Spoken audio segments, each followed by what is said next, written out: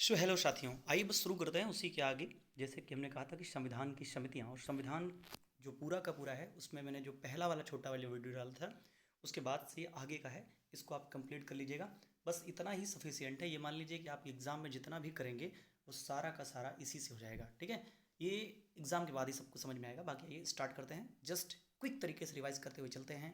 अपना दिमाग यहीं पर रखिएगा। 1.5 घंटे 2 घंटे जितना भी मैं बोलूँगा सिर्फ सुनने पे फोकस करिएगा। और ये नोट्स जो है मैं कोशिश करूँगा कि आपके पास पहुँचा भी दूँगा। चलिए शुरू करते हैं। जैसे बात करते हैं संविधान सभा की समितियाँ, तो इसमें संविधान में कुल 22 समितियाँ थीं जिनके बारे में अगर हम बात करेंगे मुख्य तौर पर। ठीक है, अब संविधान सभा की अगर बैठकों की नहीं, सबसे पहले हम बात करेंगे प्रारूप समिति की। प्रारूप समिति की प्रथम बैठक जो हुई थी 30 अगस्त 1947 को हुई थी। भैया ऐसा क्यों हुआ था? क्योंकि 29 अगस्त को इसका गठन हुआ था। और इसकी जो लास्ट बैठक है वो 4 नवंबर 1948 को हुई थी। प्रारूप समिति का अध्यक्ष कौन था? B N B N B नहीं, इसकी क्या होगा, हम कहें बी आर अम्बेडकर जी थे। और अम्बेडकर जी के साथ इसमें 6 सदस्य और थे। कौन कौन थे?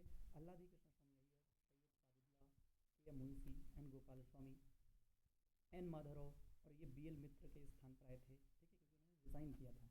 हो सकता है कल आपको ये पूछे किसके रिज़ाइन पर आए थे। और टी टी कृष्णाचार्य और बी पी खेतान की डेथ हो गई थी, इसलिए आए हुए थे। डन। अच्छा, बात करते हैं प्रारूप समिति की। कुल 141 बैठकें हुई थी। और इसका जो पहला रूप है वो किसने तैयार किया था? वो बी एन राव ने तैयार किया था 60 देशों के संविधान से। ठीक है, अब इन समितियों में अगर बात करते हैं तो कभी भी आपको संघ समिति शब्द मिल जाए, संघ शब्द, तो संघ का मतलब ही होगा क्या? संघ का मतलब होगा JL नेहरू जी। ठीक है, ओके। तो संघ शक्ति या फिर संघीय संविधान समिति, राज्यों संबंधी समिति, इनमें सब में JL नेहरू थे। अब जो वल्लभ भाई पटेल जी थे वो मूल अधिकार समिति, अल्पसंख्यक समिति, जनजातीय समिति, प्रांतीय समिति या फिर रियासत समिति, इन सभी के अध्यक्ष कौन थे? वो थे वल्लभ भाई पटेल जी। मूल अधिकार की जो उप समिति थी उसके JB कृपलानी थे। और अल्पसंख्यक की जो उप समिति थी उसके HC मुखर्जी थे। ठीक है, अच्छा, ध्यान रखना नियम और संचालन की जब बात करेंगे आप, तो नियम और संचालन जो कर रहे थे उनका नाम क्या है? तो वो हैं हमारे राजेंद्र प्रसाद जी। ठीक है, झंडा समिति के यही अध्यक्ष थे। कार्य संबंधी, तो कार्य केयम, देखो कार्य से कार्य लिखा है तो केयम मतलब काम है ना। ठीक है, हाँ। बाकी थोड़ा सा गले में इशू होगा तो उसके लिए भाई बीच में कुछ सिप सिप करना पड़ेगा मुझे, तो थोड़ा सा कोऑपरेट करिएगा। चलिए आगे चलते हैं, है ना। तो संविधान सभा के कार्यों पर समिति बनाई गई थी। तो उसमें कौन थे? GV मावलंकर। मैं फिर कहता हूँ इसी एक क्लास से सब कुछ आ जाएगा, इससे ऊपर मैं दावा नहीं कर पाऊंगा। ठीक है, तो इसको एकदम इत्मीनान से सुन लीजिएगा बस। ठीक है, सुनना है आपने बस, और कुछ भी नहीं करना है। बात करते हैं क्या कि नागरिकता पर जो बनी थी समिति उसके थे S वरदाचारी। ठीक है, अब बात करते हैं, यही सर्वोच्च न्यायालय समिति थी, उसी के अध्यक्ष थे ये। भाषाई प्रांतीय समिति बनी थी, आपको पता है एस के धर आयोग आपने सुना होगा। ठीक है, फिर हम बात कर लेते हैं कौन कौन से देश से क्या क्या लिया गया है। ठीक है, ये बहुत ही शॉर्ट नोट है, ये आप यकीन मानिए इतना ही करना है आपको। फिर हम बात करते हैं जैसे सबसे पहले ब्रिटेन से विधायी प्रक्रिया ली गई, विधि का शासन लिया गया, मंत्रिमंडलीय व्यवस्था ली गई, नागरिकता ली गई, और इसके बाद साथ साथ में संसदीय व्यवस्था यहीं से ली गई। यहाँ से जो है विधि का शासन लिया गया, लिखा लिखा ही हुआ है ना। तो हम कहेंगे जो कानून के समक्ष समता है वो यहीं से ली गई थी, है ना। अब दूसरा एक होता है विधियों का समान संरक्षण, और एक होता है कानून के समक्ष सबको बराबर रखना, तो ये यहाँ से लिया गया था। ठीक है, विधि के समक्ष समता ब्रिटेन से है, लेकिन विधियों का समान संरक्षण वो USA से है। बात करते हैं जैसे लिखा हुआ है प्रस्तावना का विचार, ये USA से आया। न्यायपालिका, ध्यान रखना न्यायपालिका जैसे भी कभी मिले समझ जाना अमेरिका से आया है। राष्ट्रपति, उपराष्ट्रपति, न्यायपालिका, मौलिक अधिकार, बड़ी बड़ी चीज़ें सब वहीं से आई हैं। न्यायिक पुनरावलोकन ले लीजिए, कुछ भी सोचिएगा। लिखित संविधान, दुनिया का सबसे पहला लिखित संविधान अमेरिका का ही था, है ना। जिसमें भाई छोटा है अलग बात है, लेकिन सबसे पहले यही लिखा गया था। ठीक है, हाँ। फिर हम बात करते हैं कनाडा का संविधान। कनाडा के संविधान से हमने क्या लिया? इससे लिया कि मजबूत केंद्र होगा लेकिन व्यवस्था संघीय होगी। भैया ये फेडरल के शब्द क्या होता है? मतलब क्या है कि जहाँ शक्तियों का विभाजन होता है राज्यों और केंद्र के बीच में। अब जो केंद्र के पास से शक्तियाँ राज्य के पास आई हैं, तो 1993 में क्या होता है कि इन शक्तियों का एक बार फिर से डिवाइडेशन किया गया। कहा गया कि स्थानीय स्तर पर सरकारें बनाइए और उनको भी बांटिए शक्तियाँ। अरे याद आया कुछ कुछ? अच्छा भैया, हाँ हमको याद आ गया कि ऐसा काम किया गया था किसके द्वारा? तो आप कहेंगे एक चीज़ हुई थी, उसका नाम था पंचायती राज। याद आया कुछ कुछ? जी भैया। चलिए आगे फिर हम बात करते हैं कनाडा। मजबूत केंद्र वाली व्यवस्था, अवशिष्ट शक्तियाँ, केंद्र द्वारा राज्यों में राज्यपाल जो होगा, ठीक है, उसकी नियुक्ति। फिर जर्मनी से इसके संविधान को वाइमर का संविधान कहते हैं। ध्यान से सुनिए जो बोल रहा हूँ। जर्मनी से हमने लिया है आपातकाल के समय मूल अधिकारों पर पड़ने वाला प्रभाव, ना कि आपातकालीन व्यवस्था। और आपातकाल में जो मौलिक वित्तीय आपातकाल है उसको लिया गया है अमेरिका के संविधान से। डन जी। अब बात करते हैं ऑस्ट्रेलिया की। तो ऑस्ट्रेलिया से क्या क्या लिया गया है? संयुक्त बैठक का प्रावधान है, व्यापार वाणिज्य है, सुनिएगा बस ध्यान से, समवर्ती सूची का प्रावधान है। फिर इसके बाद भैया क्या है? केंद्र राज्य संबंध है, प्रस्तावना की भाषा है। ये 5-6 चीज़ें ऑस्ट्रेलिया से ली गई हैं। कैसे याद रहेगा? सुनिए ध्यान से, याद रह जाएगा, ठीक है। लास्ट टाइम एक होता नहीं चलते चलते, चलिए चलते चलते चलते रहते हैं और समझ जाएंगे हम सारी चीज़ें। फिर साउथ अफ्रीका से संविधान संशोधन लिया गया है, राज्यसभा में सदस्यों का निर्वाचन लिया गया है, ठीक है। फिर फ्रांस से क्या लिया गया है? स्वतंत्रता, समानता, बंधुत्व लिया गया है। जापान से अनुच्छेदों को लिखने की व्यवस्था, विधि द्वारा स्थापित प्रक्रिया। फिर आप बात करते हैं आयरलैंड से। आयरलैंड से क्या लिया गया है? देखिए ध्यान से, तो आपको तुरंत याद आना चाहिए, अच्छा, राज्यसभा में जो मनोनीत सदस्य होते हैं, और साथ साथ यहीं से लिया गया है डीपीएसपी।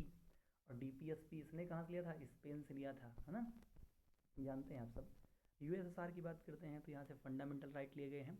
प्रस्तावना में जो न्याय का शब्द है वो यहीं से लिया गया है, ठीक है। स्वीडन से हमने लोकपाल लिया है। लोकपाल को कौन लेके आया था? अन्ना हजारे और अरविंद केजरीवाल लेके आए थे। लोकपाल अधिनियम कब आया था? 2013 में आया था। लोकपाल और लोकायुक्त की अगर बात करते हैं तो इसकी बात किसमें? प्रथम प्रशासनिक सुधार आयोग, ठीक है, उसमें की गई थी। याद आ रहा है आपको? अभी बताऊंगा मैं, चिंता मत करिएगा। इसी को हम क्या कहते हैं? ओम्बुड्समैन ऑफ इंडिया कहते हैं, अन्ना हजारे को, इसीलिए, ठीक है। अब बात करते हैं प्रस्तावना की। जो प्रस्तावना है वो संविधान की कुंजी है, ऐसा किसने कहा? गजेंद्र गढ़कर ने कहा। प्रस्तावना क्या है? भारतीय जितने भी लोग हैं उनके शक्ति का स्रोत है ये। जन्म कुंडली है, किसने कहा? के एम मुंशी ने। अब अर्नेस्ट बार्कर कहते हैं कि ये कीनोट है। फिर भारतीय संविधान का परिचय पत्र है, इसे पालकी वाला कहते हैं। आत्मा किसने कहा? भार्गव प्रसाद ने कहा, है ना, ठीक है भाई। फिर आगे देखिए क्या लिखा हुआ है। फिर लिखा हुआ है संविधान के स्रोत अमेरिका से, भाषा कहाँ से, मतलब विचार कहाँ से आया है? अमेरिका से। और भाषा कहाँ से? ऑस्ट्रेलिया से, आपने देखा ही है ना, ठीक है। पवित्र दस्तावेज किसने कहा था? अंबेडकर जी ने कहा था, ठीक है। क्या अंबेडकर जी ने आत्मा कहा था? नहीं, आत्मा कहा था भार्गव प्रसाद ने, ठीक है। शासन का स्वरूप कैसा होगा, ये कहाँ लिखा मिलता है? ध्यान सुनना, ये शब्द बहुत जरूरी है कि शासन के स्वरूप का विवरण कौन देता है? तो प्रस्तावना देती है, जो कि बताती है। ये क्रम पूछा गया आपके एग्जाम में। क्रम क्या है? SSP। SSP मतलब कि सबसे पहले प्रभुत्व संपन्न को हम सोवरिन कहते हैं, सोवरिन, सोशलिस्ट और पंथ निरपेक्ष, यानी कि इसको सेकुलर कहते हैं वैसे, ध्यान रखना। ये 3 शब्द हैं क्रम से। फिर इसके बाद आता है लोकतंत्रात्मक गणराज्य। प्रभुत्व संपन्न का मतलब होता है जो हमारे जो निर्णय होंगे वो हम लेंगे, घरेलू हो, बाय हो, कोई दूसरा इंटरफेयर नहीं करेगा, ठीक है। समाजवादी का मतलब आप जानते हैं कि समाज का, या फिर हम कहते हैं जिसको कि लोक कल्याणकारी राज्य की अवधारणा पर आधारित है, उसी को कहते हैं समाजवादी। पंथ निरपेक्षता, राज्य का कोई धर्म नहीं होगा, मतलब उसकी नज़र में कोई धर्म श्रेष्ठ, छोटा या बड़ा नहीं होगा। वो अलग बात है कि हम देख रहे हैं धर्म के ताने बाने पर ही सब कुछ चल रहा है, ठीक है। और ऊपर से बता दिया जाता है कि धर्मो रक्षति रक्षता, है ना, कुछ भी, चलो होता रहे ऐसे ही, सब बढ़िया है। हमें एग्ज़ाम क्वालिफाई करना है, इसके बाद सब कुछ सुधार देना है जाके ना। हाँ, बाकी सुधारेंगे क्या, आप पे निर्भर निर्भर करता है ना। चलिए फिर हम बात करते हैं संविधान का स्वरूप कैसा है। तो इसमें न्याय है, स्वतंत्रता है, कैसा कैसा? न्याय है, स्वतंत्रता है, फिर क्या है? समता है, फिर भाईचारा बनाए रखना है। यही तो स्वरूप होना चाहिए देश का, बिल्कुल भैया, ठीक है। भाईचारा कैसे बनाए रखना है? कि सुबह उठो, है ना, उल्टे सीधे लेक्चर देखो, और जब ना मान लो जी भरे तो शाम को टीवी चला लो। और टीवी चलाओ तो उसमें क्या आ रहा है? उसमें एक दूसरे को गाली दे रहे हैं कि तुम जो है नीच हो, हमारा वाला धर्म ऊपर है ना, इस तरह की चीज़ें। फिर चलो छोड़ो इन बातों को, ऐसे हम बंधुता बनाएंगे तो क्या ही कर पाएंगे। आगे जैसे लिखा है न्याय, तो सामाजिक, आर्थिक, राजनीतिक न्याय, इन 3 प्रकार के न्याय की चर्चा की गई है। तो पूछे कितना न्याय? 3 न्याय।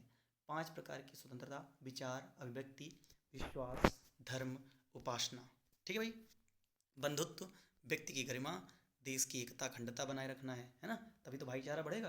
बिल्कुल भैया। क्षमता किस चीज़ की? प्रतिष्ठा की और अवसर की। आपको पता है ना, प्रतिष्ठा और अवसर 16 नंबर आर्टिकल कहता है ना कि सबको जो है लोक नियोजन में अवसर की समानता है।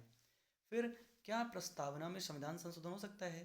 तो बेरूबारीवाद आता है 1960 में। वो कहता है कि देखो, प्रस्तावना संविधान का अंग नहीं है और जो चीज़ संविधान का हिस्सा नहीं है उस पर संशोधन नहीं हो सकता। बोले अच्छा। फिर इसके बाद क्या होता है, 1973 में एक केस आता है केशवानंद भारती, और उन्होंने कहा कि प्रस्तावना संविधान का अंग है। ठीक है बोले। अब जो संविधान का हिस्सा है उस पर संशोधन किया सकता है क्या? तो बोले हाँ, इसका मतलब अब संविधान में संशोधन कर सकते हैं। इसीलिए 1976 में 42वें संविधान संशोधन के द्वारा 3 शब्द जोड़े गए, समाजवादी, पंथनिरपेक्ष और अखंडता, और ये भारतीय संविधान में मूल ढांचे में शामिल कर दिया गया। भैया मूल ढांचा क्या होता है? आर्टिकल नंबर 368 जो भाग 20 में है, वो संविधान संशोधन की शक्ति देता है संसद को। कहता है तुम पूरे संविधान को बदलना चाहो बदल देना, लेकिन ध्यान रखना अपनी हदें न पार करना। मूल ढांचा जहाँ दिख जाए वहाँ लबर लबर न करना। Don't do lubber lubber where there is fundamental structure of the constitution, because fundamental आप चेंज नहीं कर सकते, मूल नहीं चेंज कर सकते हैं हम। जिसके जिसके लिए बने हैं वही हटा दोगे तो मतलब क्या है ना, वो चीज़ है। तो इसका मतलब ये हो गया। फिर पूछा गया कि ये बताओ जो प्रस्तावना है क्या ये वाद योग्य है? बोले हाँ है। ठीक है, अच्छा, आवाज़ आई क्या? कोई बात नहीं, समझते हैं ना। फिर पूछा गया कि ये बताओ प्रवर्तनीय है क्या? प्रवर्तनीय मतलब क्या होता है भैया? प्रवर्तनीय का मतलब होता है दोस्त इनफोर्सिएबल, कहते हैं इसको इंग्लिश में। इनफोर्सिएबल का मीनिंग होता है कि आप इसके खिलाफ क्या सुप्रीम कोर्ट जा सकते हैं क्या? तो आंसर प्रवर्तनीय नहीं, लागू नहीं करवा सकते हैं। तो आपको एक एग्जाम में आपके सवाल पूछेगा कि बताओ मदन गोपाल वाद या मदन गोपाल केश वाद क्या है? केस क्या है? कब आया था? 1957 में आया था। उसी में कहा गया था कि प्रस्तावना जो है प्रवर्तनीय नहीं है, लागू नहीं करवा सकते भैया, समझेगा? हाँ हाँ, और इसके लिए हमको माफ़ करेंगे अब, ठीक है, क्योंकि मेरा गला जो है और तबीयत थोड़ा सा सही है, इसलिए मैं सोचा हूँ कि कुछ करवा ही देता हूँ ना दोस्त। चलो फिर बात करते हैं। भाग 1 शुरू होता है। इसमें आर्टिकल नंबर 1 कहता है India that is Bharat shall be union of the state. Okay, मतलब भारत जो राज्य है, जो देश है, वो राज्यों का एक संघ है। ठीक है, और संघ से राज्यों को अलग होने का अधिकार नहीं है, क्योंकि भारतीय संघ किसी समझौते का परिणाम नहीं है। Because the word Sangh it's mean federal, अंग्रेजी में इसे फेडरल कहते हैं, but India has used the word union in the place of federals. Federal के स्थान पर उन्होंने यूनियन शब्द का यूज़ किया है, एकीकृत। ठीक है, तो भारत के जो राज्य हैं वो शामिल हो सकते हैं लेकिन जा नहीं सकते हैं। ठीक है, हाँ, वन वे है ये, यहाँ इंटर तो है, एग्जिट नहीं है, है ना। हाँ ध्यान रखना, यहाँ अगर आ गए हो तो फिर तुम फंस गए हो। चलिए आगे चलते हैं इसी बात पे, है ना। चलो तो देखते हैं भैया क्या है आगे, आगे वाली बात को समझा जाए ध्यान से। एक सेकेंड, देखते हैं, बात करते हैं। आर्टिकल नंबर 2 क्या कहता है? वो कहता है नए राज्यों का प्रवेश कराना हो तो बोले कोई करवाया गया? हमने कहा हाँ, 16 मई 1975 को भारत का एक नया राज्य बना, उसका नाम था सिक्किम, 35वें और 36वें संविधान संशोधन के द्वारा। ठीक है, और ऐसे ही क्या किया गया, दादर नगर, दमन दीव, पांडिचेरी, इनको कब 12वें संविधान संशोधन के द्वारा शामिल कर दिया गया था भारतीय संविधान में, भारतीय टेरिटरी में। ठीक है, क्षेत्र में। चलें, समझे भाई? ओके, तो 35वां 36वां संविधान संशोधन वहाँ हुआ था। अब आपको पता होना 10वें संविधान संशोधन के द्वारा दादर नगर हवेली नहीं, दमन दीव ने, इसको जोड़ा गया था क्या? आप कहेंगे हाँ जोड़ा गया था भैया, तो वो वाली बात यहीं पे लिखी जाएगी। ठीक है, ध्यान रखना, पहले शामिल करो फिर मिला लो पूरी तरह से। चलो आगे देखते हैं। फिर यहाँ पे आर्टिकल नंबर 3 क्या कहता है कि जो आ गया है, मान लो सिक्किम को ले आए और सिक्किम को तोड़ के 2 बनाना चाहे तो बना दो। तो कह रहा राज्यों का पुनर्गठन, सीमा, नाम, क्षेत्र वृद्धि, क्षेत्र में कमी, उस राज्य को तोड़कर नया राज्य बनाना हो, ऐसा सब कुछ कर सकते हैं। कौन? संसद के द्वारा। ठीक है, और आर्टिकल नंबर 3 में 5वां संविधान संशोधन किया गया, और क्या किया गया? कहा गया कि ध्यान रखो भैया, राष्ट्रपति से पहले पूछ लेना अपने मन से ना घुस जाना जाके कि हम सब कर सकता हूँ। नो, आप जो भी करेंगे हमसे पूछेंगे, नहीं राष्ट्रपति से पूछेंगे, है ना। राज्यों से उनकी राय मानी जाएगी, राय मांगी जाएगी, लेकिन बाध्य नहीं है कि माने उनकी बात को, है ना। यूटी से राय नहीं मांगी जाएगी, क्यों? ये तो भैया अलग अलग भगेंगे नहीं तो, है ना। एक सेकेंड, चलिए आगे देखते हैं ना। ठीक है भाई। बात करते हैं, क्या भैया किसी का नाम बदला गया? हाँ, 1969 में मद्रास को तमिलनाडु कर दिया गया और मैसूर को कर्नाटक बना दिया गया 1969 में, समझ रहे हो। और उड़ीसा को, जो 1937 में उड़ीसा बना था, उसका नाम बदल के ओडिशा कर दिया गया 2011 में। कब कर दिया गया? 2011 में कर दिया गया, ठीक है। अब ऐसे आर्टिकल नंबर 4 क्या कहता है, ध्यान से देखो बुआ, गौर से देखो भैया, ठीक है बच्चा, देखो ध्यान से। 2 और 3 के संबंध में संसद कोई विधि बनाएगी तो यह 368 के अधीन नहीं होगी। मतलब ये संशोधन होगा वो संविधान संशोधन 368 वाला नहीं माना जाएगा। बस इतनी सी बात ध्यान रखना। बाकी क्या है ये बात, कभी मिलना फिर समझाएंगे मतलब क्या होता है इसका, ठीक है। आओ आगे देखते हैं। ये साधारण बहुमत से पारित होता है, ठीक है। अब बेरूबारी केस क्या है? बेरूबारी केस 1960 अनुच्छेद 2 और 3 के द्वारा अपना क्षेत्र दूसरे देश को अगर देना पड़े या फिर उससे कुछ लेना पड़े तो उसके लिए संविधान संशोधन करना पड़ेगा। जैसे संविधान संशोधन 2015 में हुआ था ना, 111 क्षेत्र दिए जाए किसको? बांग्लादेश को। और साथ साथ ध्यान रखना, त्रिपुरा, मेघालय और वेस्ट बंगाल, ये 4 राज्य प्रभावित हुए थे इससे, ठीक है। चलो आगे देखते हैं। फिर आया राज्य पुनर्गठन अधिनियम। भाई राज्यों के बारे में जानना जरूरी है, जब राज्य के बारे में, संघ के बारे में बात कर रहे हो तो राज्य पुनर्गठन अधिनियम क्या है? पुनर्गठन से पहले भारत में, ध्यान सुनना, 1949-50, यहाँ आते आते हमारे पास राज्यों की संख्या पहले से 29 थी। और वो कैसे कैसे राज्य थे? पार्ट ए के राज्य थे 9, पार्ट बी के थे 9, ये देश रियासतें थी, है ना। सी में 10 रियासतें और साथ में कमिश्नरी थी। 1956 में इन्हीं को समाप्त कर दिया गया था, ठीक है। अब ये सारी बातें हमको नहीं जाननी है। अब आगे चलिए। जून 1948 में क्या होता है, एक धर आयोग बनाया जाता है। क्या बना भैया? धर आयोग बनता है। ये कहता है कि देखो, राज्य बनाने के लिए भाषा को आधार नहीं माना जाएगा। हम प्रशासन और भौगोलिक समीपता मत का मतलब होता है कि ऐसा ना हो कि उत्तर प्रदेश का एक जिला पड़ता है महाराष्ट्र में और उत्तर प्रदेश का दूसरा जिला पड़ता है जम्मू कश्मीर में और कुछ जिले उत्तर प्रदेश में। क्या भैया ऐसा कहीं है? हाँ यार, एक राज्य है हमारे पास जो कि एक केंद्र शासित प्रदेश है, उसका नाम पुदुचेरी।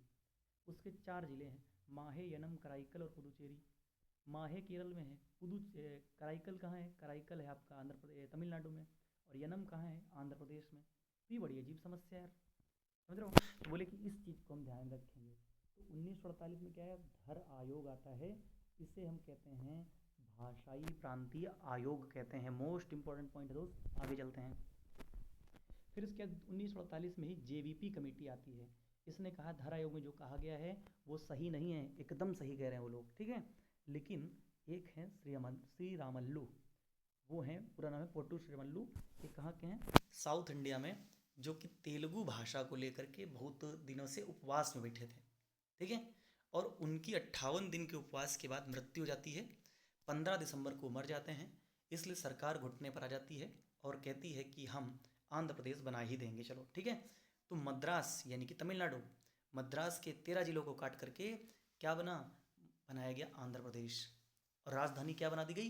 कुरनूल बनाई गई उसकी, समझे भैया। अच्छा, फिर फजल अली आयोग की बात करते हैं। तो 29 दिसंबर 1953 को इसका गठन होता है, फजल अली आयोग का। इसने रिपोर्ट सौंपी 30 सितंबर 1955 को। इसमें 2 मेंबर और थे, KM पणिक्कर और HN कुंजरू, यानी कि हृदयनाथ कुंजरू, ठीक है। अच्छा, बात करते हैं इसमें क्या क्या रिकमेंडेशन थी। तो ये कहता है, देखो ध्यान रखना, एकता अखंडता बनाए रखना, ऐसी काम करने हैं।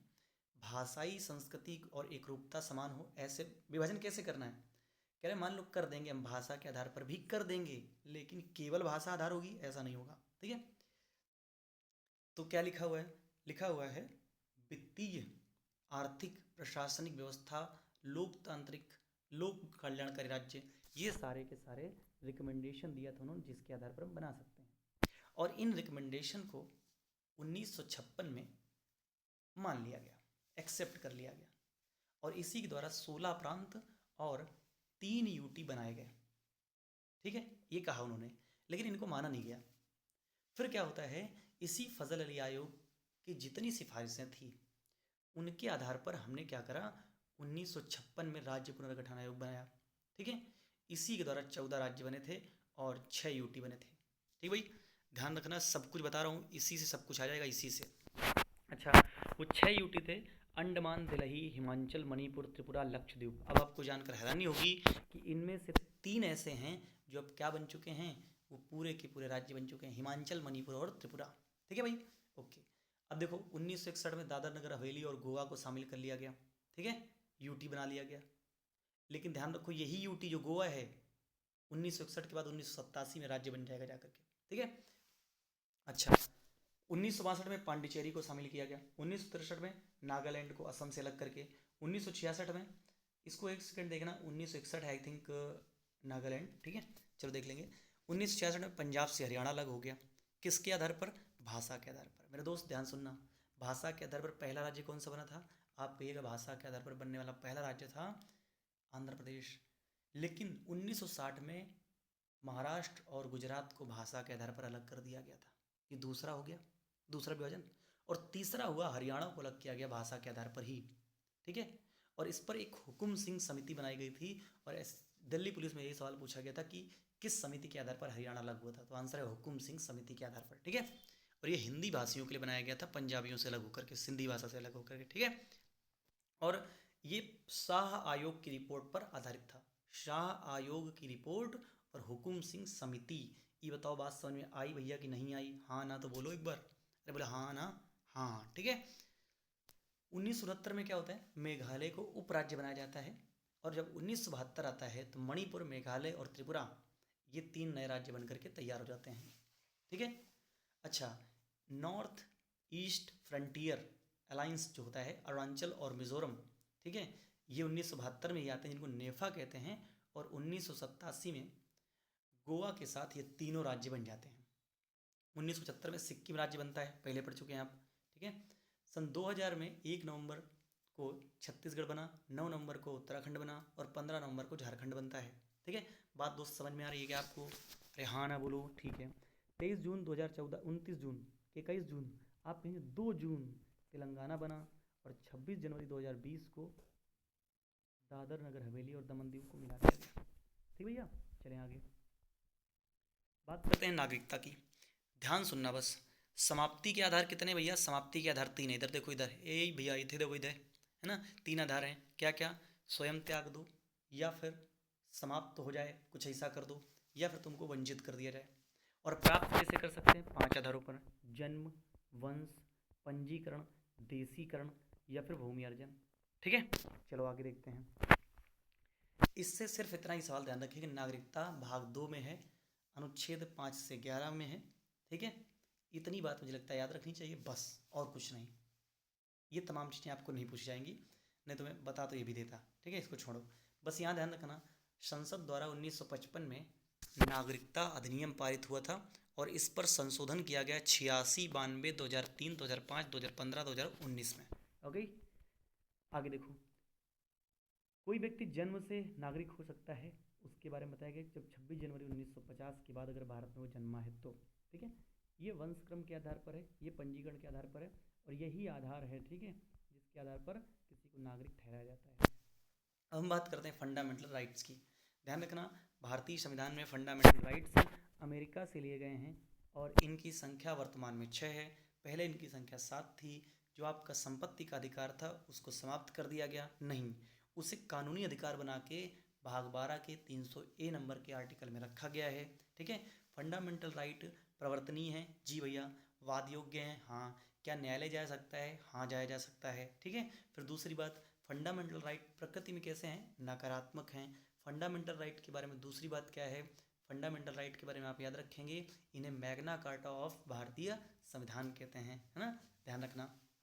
फिर अब ये 12 से शुरू होकर के 35 तक जाता है। ठीक है, चलो पहले मैं बता देता हूँ कौन कौन से होते हैं। सबसे पहले होता है आर्टिकल नंबर 14 से 18 तक समता का अधिकार, 19 से 22 स्वतंत्रता का अधिकार, 23-24 में शोषण के विरुद्ध अधिकार हैं, फिर 25 से 28 धार्मिक स्वतंत्रता है, और इसके बाद 29-30 में क्या है, संस्कृति शिक्षा का अधिकार, और इसके बाद क्या है 32 में आपका यहाँ पर क्या दिया गया है, आपका दिया गया संवैधानिक उपचारों का अधिकार। ठीक है, ये 6 प्रकार के हैं और एक को ख़त्म कर दिया गया है। अच्छा, 12 नंबर क्या कहता है, ये राज्य की परिभाषा बताता है। कहता है ध्यान रखना, जो भी सार्वजनिक हैं, जो स्थानीय हैं, जो सरकारी पदाधिकारी हैं, जो संस्थाएं हैं, जो सरकार है, जो संसद है, जो विधानमंडल है, वो सब राज्य हैं। क्यों? कोई पूछे मूल अधिकार क्या है, आप बता देना मूल अधिकार राज्य के विरुद्ध प्राप्त नागरिकों के दावे हैं। What is fundamental right? Fundamental right is the क्या है, प्रॉमिस है क्या? नहीं, प्रॉमिस नहीं है, ये हमारा ओन है, हमारा ये अधिकार है, हमारा राइट है। ठीक है, किसके विरुद्ध? आप कहेंगे केंद्र के विरुद्ध, राज्य के विरुद्ध, राज्य के विरुद्ध। ठीक है। अच्छा, अब ये जो आपका आर्टिकल 13 है, ये कहता है कि देखो भैया, अगर कोई भी तुम्हारा ऐसा कानून जो फंडामेंटल के हिसाब से यानी मौलिक अधिकारों के हिसाब से ठीक नहीं होगा, उसको हम कैंसिल करवा देंगे। बोले ठीक है, कोई बात नहीं, करवा देना। अब इसमें 4 बातें बताई गई। कह रहे कि अगर तुम्हारा संविधान बनाने के पहले भी कोई विधि है, उसको हटवा देंगे। संविधान बनाने के बाद की कोई विधि है, उससे भी कहेंगे चलो निकलो। क्यों? जो संविधान में मौलिक अधिकारों का उल्लंघन करेगा उसको हटा दिया जाएगा। आगे बताओ, समझे कि ना समझे? हाँ, 13 का 3 क्या कहता है? ये कहता है, यही बहुत बार पूछता है, विधि की परिभाषा दी गई है इसमें, और कहा गया कि जो विधि की परिभाषा है वो एक्ट, अध्यादेश, आदेश, नियम, ये सब हैं। ठीक है। संविधान संशोधन को भाग 3 के संदर्भ में विधि नहीं माना जाएगा, परंतु मूल ढांचा ना बदले संशोधन से। कह रहे हैं, ये केशवानंद भारती में कहा गया था, संविधान संशोधन को भाग 3 के संदर्भ में विधि नहीं माना जाएगा। मतलब कह रहे हैं कि भाग 3 के संदर्भ में संविधान संशोधन विधि नहीं है। अब विधि नहीं है तो कर लो आराम से संशोधन ना। हाँ, अब एक बहुत इंपॉर्टेंट बात क्या है, कह रहे ध्यान रखना, ये जो आपका राज्य है ना, राज्य में कौन कौन नहीं आता है। एनसीईआरटी, ये चंद्रमोहन खन्नावाद जो आया था 1992 में, उसमें कहा गया था कि एनसीईआरटी राज्य की परिभाषा के अंतर्गत नहीं आता है। बीसीसीआई ये नहीं आता है। जो कोर्ट होते हैं, court, high court, Supreme Court, in the matter of judiciary they are not belong to state but in administrative provisions as state. समझे? वो बिल्कुल स्टेट जैसे हो जाता है। अब आगे चलते हैं। अब देखो आप, सबसे पहले मैं अगर आपको बताऊं कि यहाँ से 14 से 18 उनको आप पढ़ लेना आराम से। हमने मुख्य मुख्य बातों को बताया आपको, एक एक चीज़ बता रहा हूँ, उतना ही पढ़ के जाना जो बोल रहा हूँ यहाँ पे। क्या क्या पढ़ेंगे भैया हम? जितना हम बताएंगे उतना। आपको क्या पढ़ना है? 14 में विधि के समक्ष समता है और विधियों का समान संरक्षण है। ठीक है, विधि के समक्ष समता की अगर आप बात करते हैं तो वो क्या है, अमेरिका से नहीं, वो ब्रिटेन से लिया गया है, और विधियों का समान संरक्षण लिया गया है अमेरिका के संविधान से। ठीक है, फिर 15 नंबर में क्या है, 15 नंबर जाति, धर्म, वंश, ये सब जो है ना, इनके आधार पर भेदभाव नहीं होगा, वो बताता है। तो आपको यहाँ पर 17 नंबर, 16 नंबर, इनको सिर्फ रट लेना है आपको। ठीक है, अब उसके आगे हम चलते हैं। 20 नंबर क्या है, 18 में उपाधियों का अंत बार बार पूछा जाता है, 17 में अस्पृश्यता है वो पूछा जाता है, 16 में क्या है, लोक नियोजन में अवसर की समानता है। ठीक है, ये पूछा जाता है, तो इतनी बात ध्यान रख लेना। 20 नंबर कह रहा था कि अपराध से 2 सिद्धि। 20 का एक कहता है अपराध के समय के कानून से सजा मिलेगी। मान लो किसी ने 2020 में कोई कांड कर दिया था और वहाँ पे सज़ा उस समय 3 साल की थी, और अब सज़ा उसी में हो गई 5 साल की, तो उसको जो है 3 साल की सज़ा मिलेगी। मतलब उसी के समय जो कानून था, जब उसने अपराध किया था, उसी आधार पर उसको सज़ा दी जाएगी। ठीक है, दोहरे दंड से संरक्षण है। इसका मतलब क्या है, ऐसा नहीं है कि किसी को एक बार जो है दंड दिया गया, फिर बोले अच्छा तुमने ये किया था, अब एक काम करो हम भी दंड देंगे तुमको, तो 2 बार दंड नहीं दिया जाएगा तब, है ना। ये कैसे समझा जाए? जैसे देखो ना कि मान लो तुम घर पे थे और तुमसे जो है पापा के लिए नया नया लाए थे, मम्मी के लिए कुछ, एक कुछ हो मान लो एकदम नई चीज़ मम्मी की पसंद की, और तुमने उठा के छोड़ दी, टूट गया, तो क्या होगा? पहले तो मम्मी तुमको कूट डालेंगी, फिर शाम हुई, पापा आए, मुंह फुलाए बैठे मम्मी, बोले क्या हुआ? बोले दूर हटो। बोले कहा है, ये जो पैदा किए हो ना, ये जो तुम लाए हो सब तो तोड़ दिए है, पापा ने तुमको फिर मारा, तो क्या हुआ, दोहरा दंड हो गया तुम्हारे साथ, ठीक है। ये बहुत बुरा हुआ, बुरा नहीं, बहुत बुरा हो गया तुम्हारे साथ, इसलिए उससे बचना है ना, ध्यान रखना। और 20 का 3 कहता है स्वयं के खिलाफ गवाही नहीं दी जा सकती है, यानी कि जबरदस्ती कहे कि नहीं कही दो हम ही किए हैं ना। इसी आधार पर पॉलीग्राफी, ब्रेन मैपिंग और नारकोटिक्स। पॉलीग्राफी आप सुनते हैं, आपने एक मूवी देखी तलवार, उसमें देखना क्या बोलते हैं, कितना सही से दिखाया गया है। ऐसी और सारी मूवीज़ हैं, उसमें क्या बोलते हैं, क्या नाम होता है उसका लड़की का, उसका मर्डर हो जाता है, तब उससे पूछा जाता है। अब इसके लिए क्या हुआ, ये कब कहा गया, तो ये अभी का नहीं, पहले चला आ रहा था। पॉलीग्राफी होती थी, ब्रेन मैपिंग होती थी, लेकिन सेल्वीवाद जो था, जो कर्नाटका के विरुद्ध था, सेल्वी वर्सेस कर्नाटकावाद 2010 में माना गया कि डीएनए और फिंगरप्रिंट और ब्लड टेस्ट कर सकते हैं, बाकी ये सब नहीं कर सकते हैं। अब most important, most important article 21 कहता है प्राण एवं दहेज संस्था, मतलब 19 नंबर में कोई बताएगा क्या है, स्वतंत्रता है ना, और 6 प्रकार की है। इसी के अंतर्गत हमको आरटीआई है, आरटीआई ठीक है, सूचना का अधिकार 19 नंबर देता है। 19 नंबर के अंतर्गत ही सहकारी समिति बनाने का अधिकार है। 19 नंबर के अंतर्गत ही फिर आपको सम्मेलन, सभा, संघ, व्यापार, पूरे भारत में घूमना, ये सब अधिकार दिए गए हैं। इनको एक बार पहले पढ़ लेना, ठीक है। बात करते हैं 21 प्राण एवं दहेज संस्था। 1950 में क्या होता है, मद्रास राज्य में ए के गोपालन वर्षन मद्रास स्टेट, वो कहते हैं देखो प्राण एवं दहेज संस्था को थोड़ा बढ़ाओ, तो बोले चलो उसको जीवन का अधिकार कहते हैं, ठीक है। अच्छा, और इसीलिए 20 और 21 आपातकाल के दौरान ठीक है, और 19 नंबर स्वतः निलंबित होता है, इसलिए कहते हैं अनुच्छेद 19 क्या है भैया, तो बोले अनुच्छेद 19 भारतीय संविधान की रीढ़ की हड्डी है। फिर हम बात करते हैं मेनका गांधीवाद 1978। 1978 में मेनका गांधीवाद आता है कि जीवन के अधिकार को थोड़ा सा और खुल करके परिभाषित करता है। वो कहता है जीने का मतलब सिर्फ जीना नहीं है, बोले गली के किनारे पड़ा हुआ कुत्ता भी जिंदा होता है, ठीक है। हाँ, तो बोले हम उनसे न तुलनात्मक तरीके से हमको देखा जाए, यानी कि जीने के अधिकार में गरिमापूर्ण जीवन होना चाहिए, ठीक है भैया। इसी हिसाब से जैसे ही बोले कि गरिमापूर्ण जीवन चाहिए, तो बोले कि हमको क्या क्या चाहिए उसके अंतर्गत, हमारा विकास हो, हमें क्या है, आजीविका मिले, ठीक है। और दूसरा क्या है, माँ बनने का जो अधिकार है, ये भी सोचिए मौलिक अधिकार है आपके पास, ठीक है। शांति में रहने का अधिकार, अब शांति में रहने का अधिकार है, तुम जिंदगी भर के भड़बड़ पाल लिए हो, ठीक है, फालतू की चीज़ें इकट्ठा कर लिए हो, शांति को तुम खत्म कर दिए हो, अशांति पैदा कर लिया तुमने जिंदगी में, ठीक है।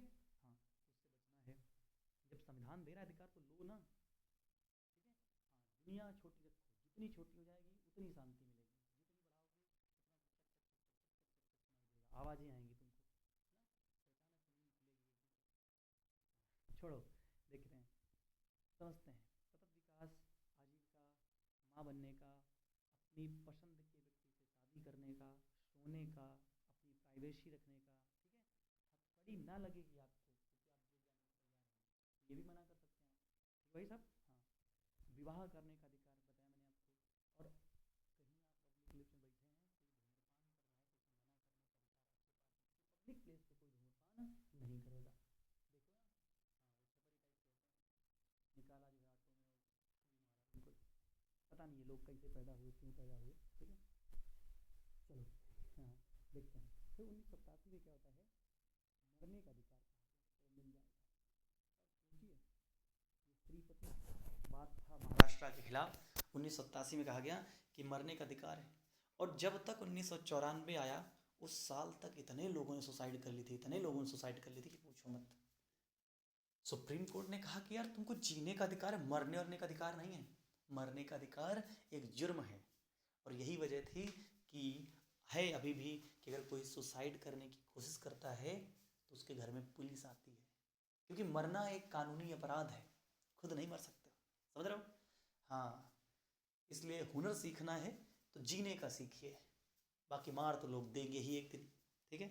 हाँ, दबाव होगा खानदान का, परिवार का, समाज का, है, इससे बढ़िया है हुनर लाना है तो जीने का लाइए। चलिए आगे देखते हैं।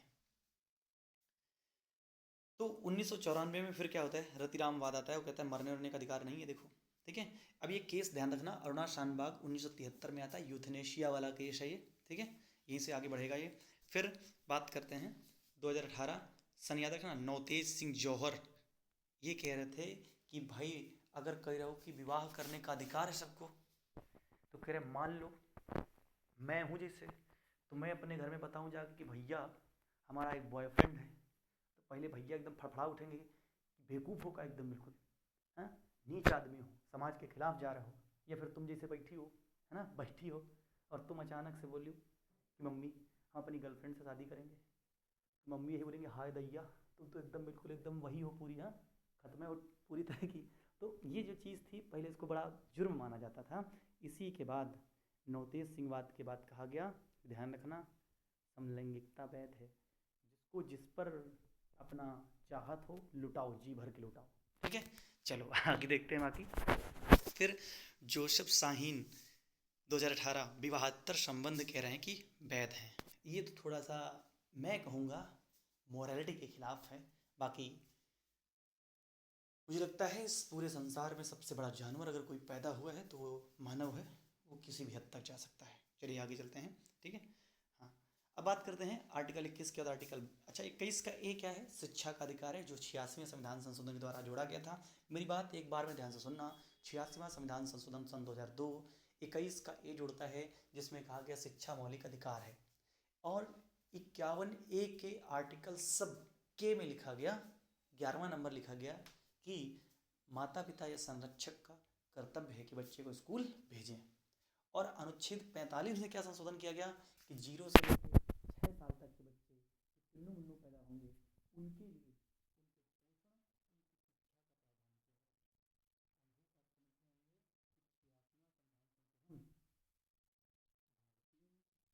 चार भाग 4 का ए सबको प्रभावित करता है। ठीक है, चलो अब बात कर रहे हैं 21 के बाद 22 की। ये कहता है गिरफ्तारी संरक्षण। क्या कहता है, कहता है कि कारण बताने का, आप कारण पूछने, कारण जानने का आपको अधिकार है, और मनपसंद वकील चुनने का अधिकार है आपको। दूसरा क्या है, 24 घंटे मजिस्ट्रेट के समक्ष आप उपस्थित होने का अधिकार है आपको, इसमें यात्रा का समय नहीं जोड़ा जाएगा। ठीक है।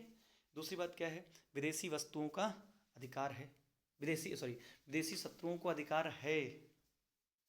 ठीक है, ध्यान रखना, अधिकार है कि नहीं है, आप कहेंगे नहीं है। अब एक बात ध्यान सुनना, एक वर्ड आता है प्रिवेंटिव डिटेंशन, अपराध से पहले वाली जो कंडीशन होती हैं उनमें क्या क्या लिखा गया है।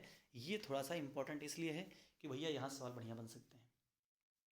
कह रहा है कि जब आपको उसके अपराध से पहले का मतलब होता है कि शक हो जाए जैसे आपके ऊपर कि तुम कोई कांड कर सकते हो, तो तुमको बंद कर दिया जाएगा, लेकिन 3 महीने से ऊपर नहीं बंद किया जाएगा। तो पहला 22 का 4 में लिखा हुआ है। ठीक है, 22 के 5 में क्या लिखा है, उसे कारण बताया जाएगा और वो अपना पक्ष रख सकता है। ठीक है, लेकिन 22 का 6 कहता है कि जरूरी है कि उसको ना बताया जाए तो नहीं बताया जाएगा। फिर समझ रहे हो, हाँ। फिर क्या है, 22 का 7 कहता है किसी मामले में कितनी देर तक उसको नज़रबंद रखना है, ये वहाँ लिखा गया है 22 के 7 में। ये वाला जो पेज है इसको थोड़ा याद रखना, क्योंकि आप समझ रहे हैं क्या, आपको इसी तरह की कानूनी चीज़ें पता होनी चाहिए, तो ये बहुत इंपॉर्टेंट है, भले ही टफ जरूर लगा होगा लेकिन इसको समझ लो। फिर इसी के तौर पर इसी गिरफ्तारी वाले, या फिर जिसको कहते हैं आप जो है प्रिवेंटिव डिटेंशन, कभी पूछे, इसको कहते हैं निवारक निरोध अधिनियम। ठीक है, ये कहाँ है, ये है 22 नंबर आर्टिकल से संबंधित है। जैसे आप बात करते हैं पीडीए 1950 में आया, 1969 में ख़त्म। मीशा इसी के द्वारा सबको बंद कर दिया गया था, कानून था ये, 1971 में आया था, 1970 में चला गया। एनएसए आया 28 नंबर 1980, इंदिरा गांधी लेके आए, राष्ट्रीय सुरक्षा कानून, इसी को रासुका कहते हैं, लग जाए तो हालत ख़राब हो जाए। ठीक है, फिर क्या है टाडा, टाडा भी आप जानते होंगे 1985 में आया, 1995 लेकिन ख़त्म हो गया। पोटा 2002 में आया था, और यूएपीए 1967 में आया था। भैया बहुत बहुत अजीब अजीब कानून है ये। सॉरी, आगे चलते हैं, सॉरी, हाँ। आगे देखो, समझो ध्यान से। अब क्या है, आर्टिकल नंबर 25 कह रहा है कि आपको किसी धर्म को मानना है, आराम से मानिए। आप सुबह उठिए, राम राम राम राम राम राम करिए। ठीक है, आप सुबह उठें तांडव पढ़ें, आप सुबह उठें जो करना है वो करिए, लेकिन देखो धर्म इतना मानो कि दूसरे को डिस्टर्बेंस ना हो। मान आप रहे ना तो आपको मज़ा आए, अच्छी बात है, हमको डिस्टर्ब ना हो, ये भी बहुत ध्यान रखा जाए इस चीज़ का। मानते हो दोस्तों, नहीं मानते हो? ठीक है, आगे देखते हैं इसी बात को। कह रहा है कि मानने का अधिकार है, और 25 का 2 कहता है राज्य नियम बना सकता है, वही मैं कह रहा हूँ, वो बताएगा कि यार कुछ चीज़ों का वो रखो थोड़ा सा ना। हाँ। 26 कहता है धार्मिक कार्यों का प्रबंधन। मैं कह रहा हूँ इतना ही ध्यान रखो बस, ठीक है, पढ़ना है आपके सामने, पूरा पढ़ लीजिएगा। 27 कहता है प्रचार करने का, ठीक है, धर्म के प्रचार के लिए कोई व्यक्ति बाध्य नहीं है, किसके लिए, कर देने के लिए। 28 कहता है पूर्ण, इसमें क्या है कि जो शिक्षक से शैक्षणिक संस्थान है, शैक्षिक संस्थान है, ठीक है, उनके संबंध प्रावधान है कि पूर्णतया राज्य वित्त पोषित संस्थानों में धार्मिक शिक्षा नहीं दी जाएगी। अगर मतलब क्या है सरकारी स्कूल है तो वहाँ पे धार्मिक शिक्षा नहीं दी जाएगी, 28 का एक आर्टिकल पार्ट 1 कहता है। और 28 का 2 कहता है धर्म के लिए शिक्षा दी जा सकती है, ठीक है, तो क्या करोगे उसके लिए, उसके लिए अपना खुद का उसमें निवेश होना चाहिए, ठीक है, पूरी अगर बात करोगे तो। लेकिन कैथोलिक विश्व परिषद मध्य प्रदेश 2012 में एक वाद आया। अब आपको पता है वाद कितनी इंपॉर्टेंट है ना। वो कहता है धार्मिक शिक्षा ठीक है लेकिन भगवत गीता धार्मिक शिक्षा नहीं है। क्यों? भगवत गीता क्या है, आप कहेंगे भगवत गीता एक प्रकार की मोटिवेशनल स्पीच है, बुक है पूरी की पूरी, है ना, कि बोले कि क्या मोटिवेशन होगा। सोचो कि अर्जुन कहाँ पर है बैठा हुआ और उधर से क्या बोलते हैं श्री कृष्ण को समझा रहे हैं कि ऐसा है वैसा है सब कुछ, ठीक है। हाँ, वासांस जीर्णाय यथा विहाय नवानि गृह्णाति तनो प्राणी, है ना।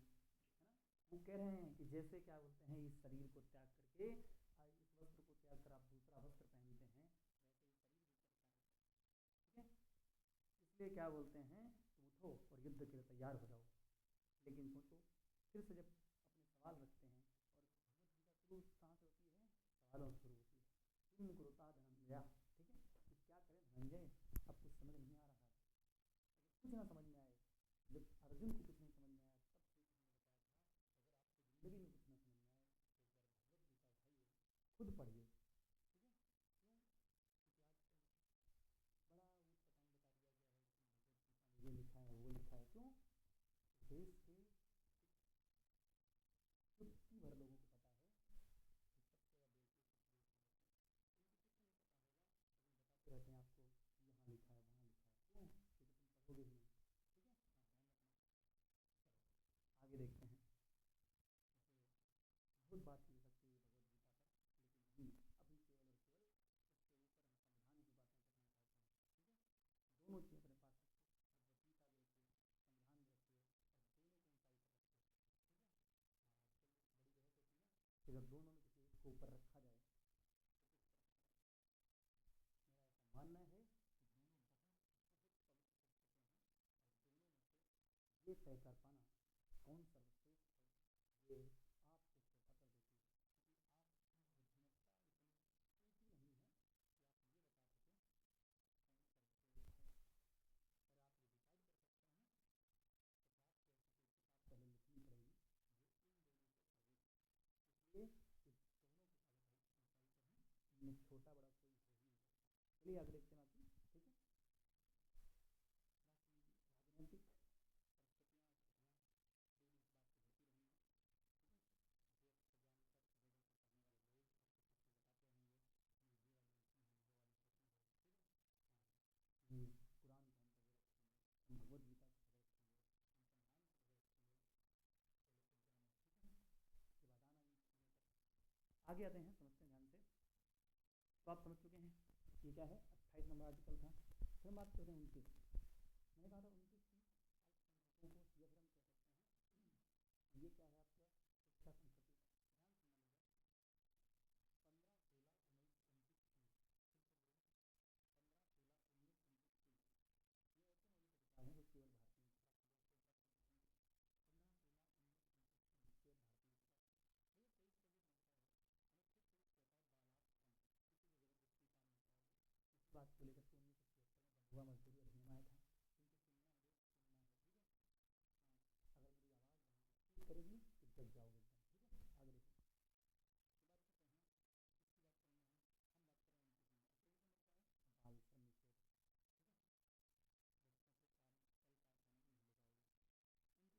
कल कारखाने में नहीं ले जाओगे। 29 नंबर क्या कहता है, अल्पसंख्यकों के हितों का संरक्षण है।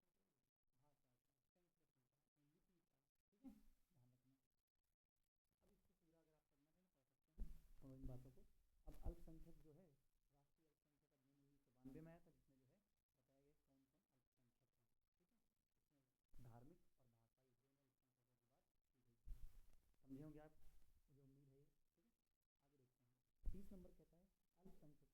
किसी व्यक्ति का शैक्षिक संस्थान चुनने का अधिकार है।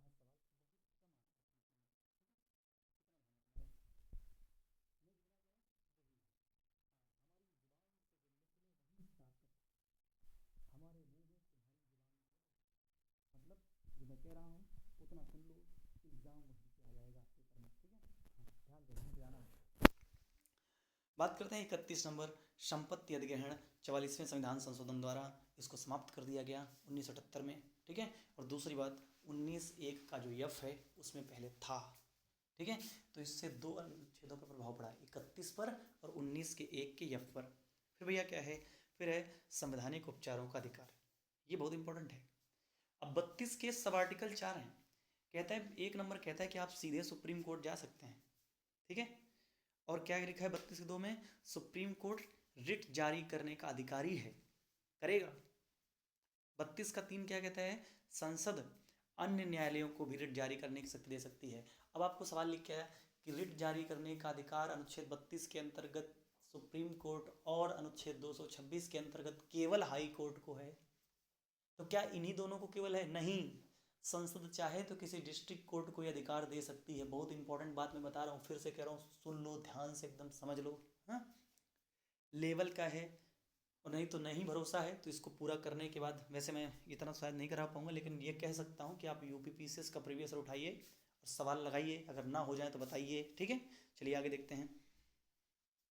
फिर रिट की बात करते हैं, तो बंदी प्रत्यक्षीकरण क्या कहता है, सशरीर उपस्थित होना है आपको। ठीक है, 24 घंटे के अंदर सरकार के समक्ष आप उपस्थित हो सकते हैं। ये कहाँ लिखा है, बंदी प्रत्यक्षीकरण का मतलब यही होता है ना। हाँ, इसका मतलब ये नहीं होता बंदी के समक्ष उपस्थित होना। ठीक है, हाँ, ध्यान रखना। परमादेश, परमादेश मतलब कि हम आदेश देते हैं, इसको मैंडमस कहते हैं। अच्छा, एक बात ध्यान रखना, बंदी प्रत्यक्षीकरण जो होता है वो व्यक्ति और राज्य दोनों के खिलाफ है। बस इतनी बात ध्यान रखना दोस्त। कभी अगर बहुत इच्छा हो कि ये सब क्या है तो इंतज़ार करिएगा। ठीक है, एक दिन तो ज़रूर आएगा कि मैं सब कुछ बहुत बेहतर ढंग से, एकदम बहुत कायदे में समझाऊंगा। ठीक है, हाँ, 100-150 घंटे में, 100-150 घंटे नहीं, लेकिन काफ़ी टाइम लेकर के संविधान एक बार बहुत ढंग से समाप्त करना है, एक बार इतिहास को बहुत ढंग से समझाना है। ज्योग्राफी जिन्होंने मुझसे पढ़ा है उनको पता है ना, कि किस किस स्तर से मैंने करवाया है। और शुरुआत जिस चीज़ से मैंने करी थी, यानी कि साइंस सिखाने से। मुझे पढ़ाना नहीं आता है वैसे, क्योंकि बहुत निगेटिव कॉन्सेप्ट होता है पढ़ाना, बहुत अजीब चीज़ होती है, मुझे नहीं समझ में आता है, सिखाना है मुझे बस। चलो, अगर आप सीख सकते हैं तो बेहतर दोस्त। बात करते हैं किसकी, परमादेश की। ये क्या होता है, हम आदेश देते हैं। इसका मतलब होता है जब लोक अधिकारी अपने कर्तव्यों का निर्वहन ना करें। ठीक है, तब उसको आदेश दिया जाता है कि ए हेलो, चलो हटो। हाँ, तो आदेश दिया जाता है। प्रतिषेध क्या होता है, निचली अदालत की कार्यवाही को रोकना। बोले कि तुम्हारे हक में नहीं आता, तुम काहे करके बैठे हो, लबर लबर कर रहे हो ना, तो इसलिए ऐसा करते हैं, प्रतिषेध करते हैं। फिर उत्प्रेषण आता है, प्रमाणित करना। देखो ध्यान रखना, निचली अदालत कोई काम करने जा रही है उसको रोक देना। अब निचली अदालत कोई काम कर चुकी है तब रोकना हो, तब उत्प्रेषण लगाते हैं। समझे कि नहीं समझे, समझ रहे हो। इसीलिए कहते हैं इसे पोस्टमार्टम रिट कहते हैं। फिर आता है अधिकार परीक्षा, पब्लिक ऑफिसर, जो लोक सेवक होते हैं ना, उनके विरुद्ध आता है। ठीक है, अनुच्छेद 33 सशस्त्र बलों के मौलिक अधिकार, सॉरी भैया, अनुच्छेद 33 सशस्त्र बलों के मौलिक अधिकार हैं, वो लिमिटेड हैं ये। अनुच्छेद 34 क्या कहता है, मार्शल लॉ के दौरान इनको सम्मिलित किया जाएगा। फिर आगे आते हैं हम डीपीएसपी के पास, बहुत ध्यान सुनना। कहता है कि डीपीएसपी आयरलैंड के संविधान से लिया गया है। पहली बात, डीपीएसपी न्यायालय द्वारा प्रवर्तनीय नहीं है, डीपीएसपी वाद योग्य नहीं है। डीपीएसपी में संविधान संशोधन हो सकता है, यस बॉस, हो सकता है। दूसरी बात, जो डीपीएसपी है वो कैसी विचारधारा पर हैं, तो समाजवादी, गांधीवादी, उदारवादी, कई प्रकार की विचारधाराएं इसमें हैं। ठीक है, अच्छा, अब किसी ने कहा कि डीपीएसपी जो है ना एकदम कूड़ादान है। किसने कहा, कृष्णमाचारी ने कहा कि कूड़ादान है ये। अब केटी शाह कहते हैं डीपीएसपी एक ऐसा चेक है जिसका भुगतान सरकार अपनी सुविधा के अनुसार करती है। मतलब डीपीएसपी एक प्रकार के अधिकार ही हैं, लेकिन सरकार चाहे तो दे चाहे तो ना दे। समझ रहे हो, हाँ, लेकिन मौलिक अधिकार क्या है, वो देने ही पड़ेंगे। बस यही फर्क है डीपीएसपी में। क्या लिखता है डीपीएसपी? कहता है समान कार्य के लिए समान वेतन मिलेगा, और ना मिले तब तो चुपचाप बैठो, हल्ला न मचाना कि लिखवा दियो हो। क्यों? वो सेकेंडरी है, हमारी इच्छा पर निर्भर करते हैं। तो इसीलिए केटी शाह ने ये बात कही थी। ठीक है। अच्छा, फिर क्या बोलते हैं, अंबेडकर जी ने कहा कि ये बहुत एकदम स्पेशल प्रोविजन है, बहुत अच्छी विशेषता है भारतीय संविधान की। समझे दोस्त? हाँ। अब इसके बाद अगर बात करते हैं, लक्ष्य और आकांक्षाओं का घोषणा पत्र है, किसने कहा? केसी वेयर ने। ये वही केसी वेयर जो कहते हैं भारतीय संघ अर्धसंघात्मक व्यवस्था है हमारे यहाँ पे। ठीक है। हाँ। सोल ऑफ द कॉन्स्टिट्यूशन है, ये किसने कहा? ग्रैनविल ऑस्टिन ने कहा। देखो, अनुच्छेद 32 को आत्मा किसने कहा? अम्बेडकर जी ने। ठीक है। और प्रस्तावना को आत्मा किसने कहा? भैया उसको कहा था भार्गव प्रसाद ने। और डीपीएसपी को आत्मा किसने कहा? ग्रैनविल ऑस्टिन ने कहा। फिर पूछा गया इनका उद्देश्य क्या है, तो बोले राज्य के कार्यों को करना और व्यक्ति के अधिकारों में वृद्धि करना और लोक कल्याणकारी राज्य की स्थापना करना।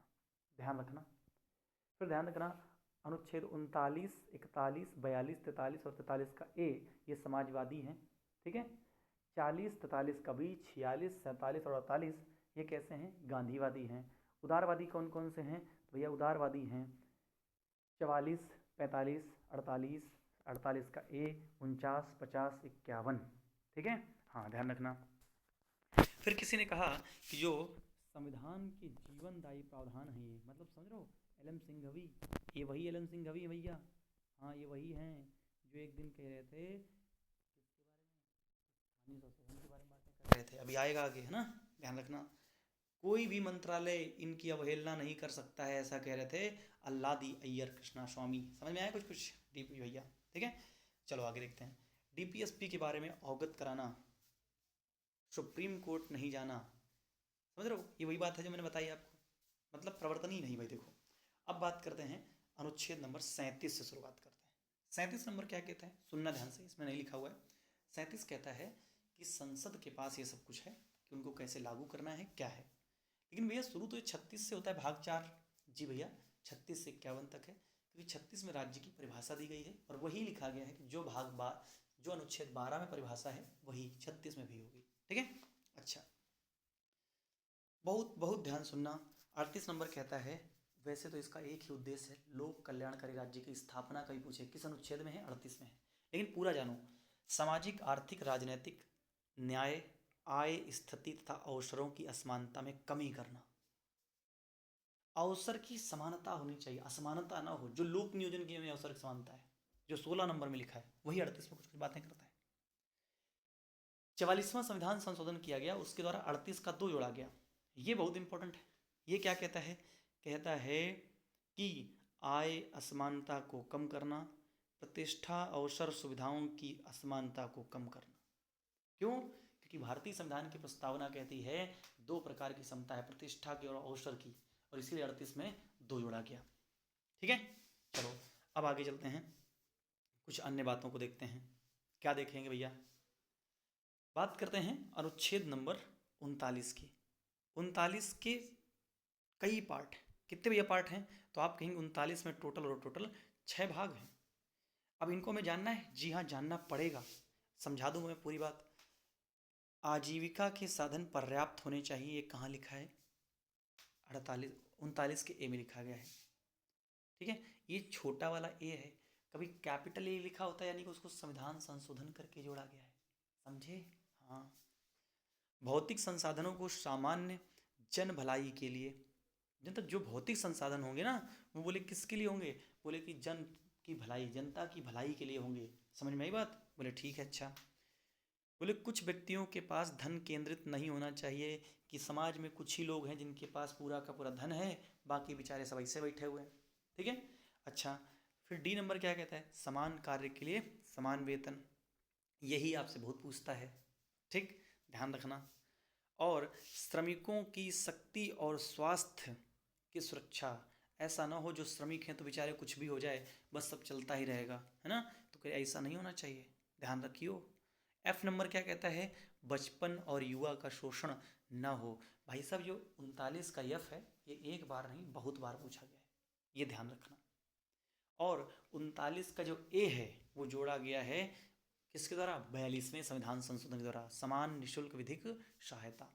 मेरी बात ध्यान सुनना, भाग नंबर 4 के अंतर्गत सुनो ध्यान से, अनुच्छेद 39 का ए, 43 का ए, 48 का ए, ये तीनों के तीनों 42वें संविधान संशोधन द्वारा जोड़े गए थे। ठीक, समझ में आई बात?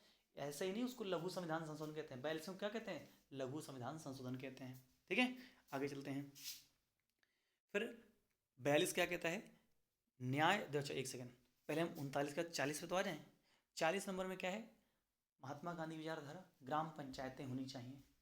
लेकिन भैया ये बताओ, जब अनुच्छेद 40 में ग्राम पंचायत का प्रावधान था तो ये 73वां 74वां संविधान संशोधन क्यों हुआ?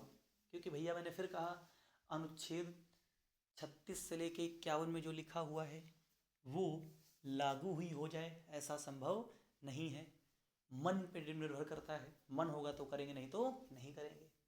उम्मीद है समझ गए होंगे आप। ठीक है भैया, हाँ, तो वही वाली बात है ये, देखना ध्यान से।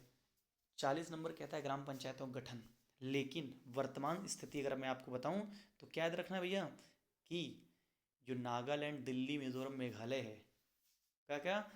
नागालैंड, दिल्ली, मिजोरम, मेघालय, क्या बताओगे?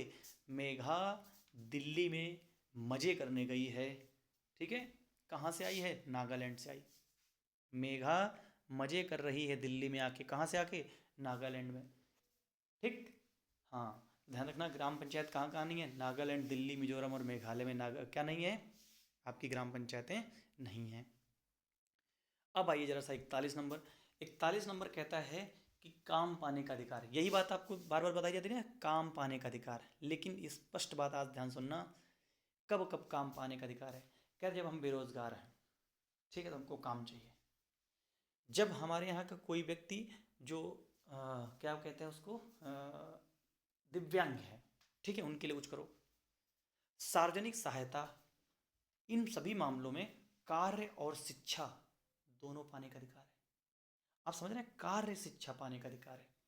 बारीकियां समझेंगे सब कुछ क्लियर हो जाएगा। फिर 42 नंबर क्या कहता है? 42 नंबर कहता है न्याय संगत काम हो।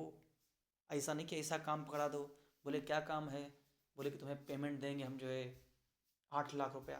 बोले काम क्या है? कह रहे हैं कि हमारी गाड़ी है। बोले अच्छा ठीक है। बोले उसमें जो है लाइट नहीं है, और कह रहे हैं हमको जाना है मामा के यहाँ रात में 9 बजे। तो बोले हम क्या करें? कह रहे तुम टॉर्च लेके दौड़ना आगे आगे, हम चले आएंगे पीछे पीछे। ठीक है, तो तुमको पता है क्या होना है, तुम्हारे अंदर का किडनी उडनी बाहर आ जाएगा सब कुछ। ठीक है, हाँ हाँ, ध्यान रखना। तो चलते हैं आगे बढ़ते हैं। अब इस 42 के 43 में आते हैं। इस 43 में क्या होता है?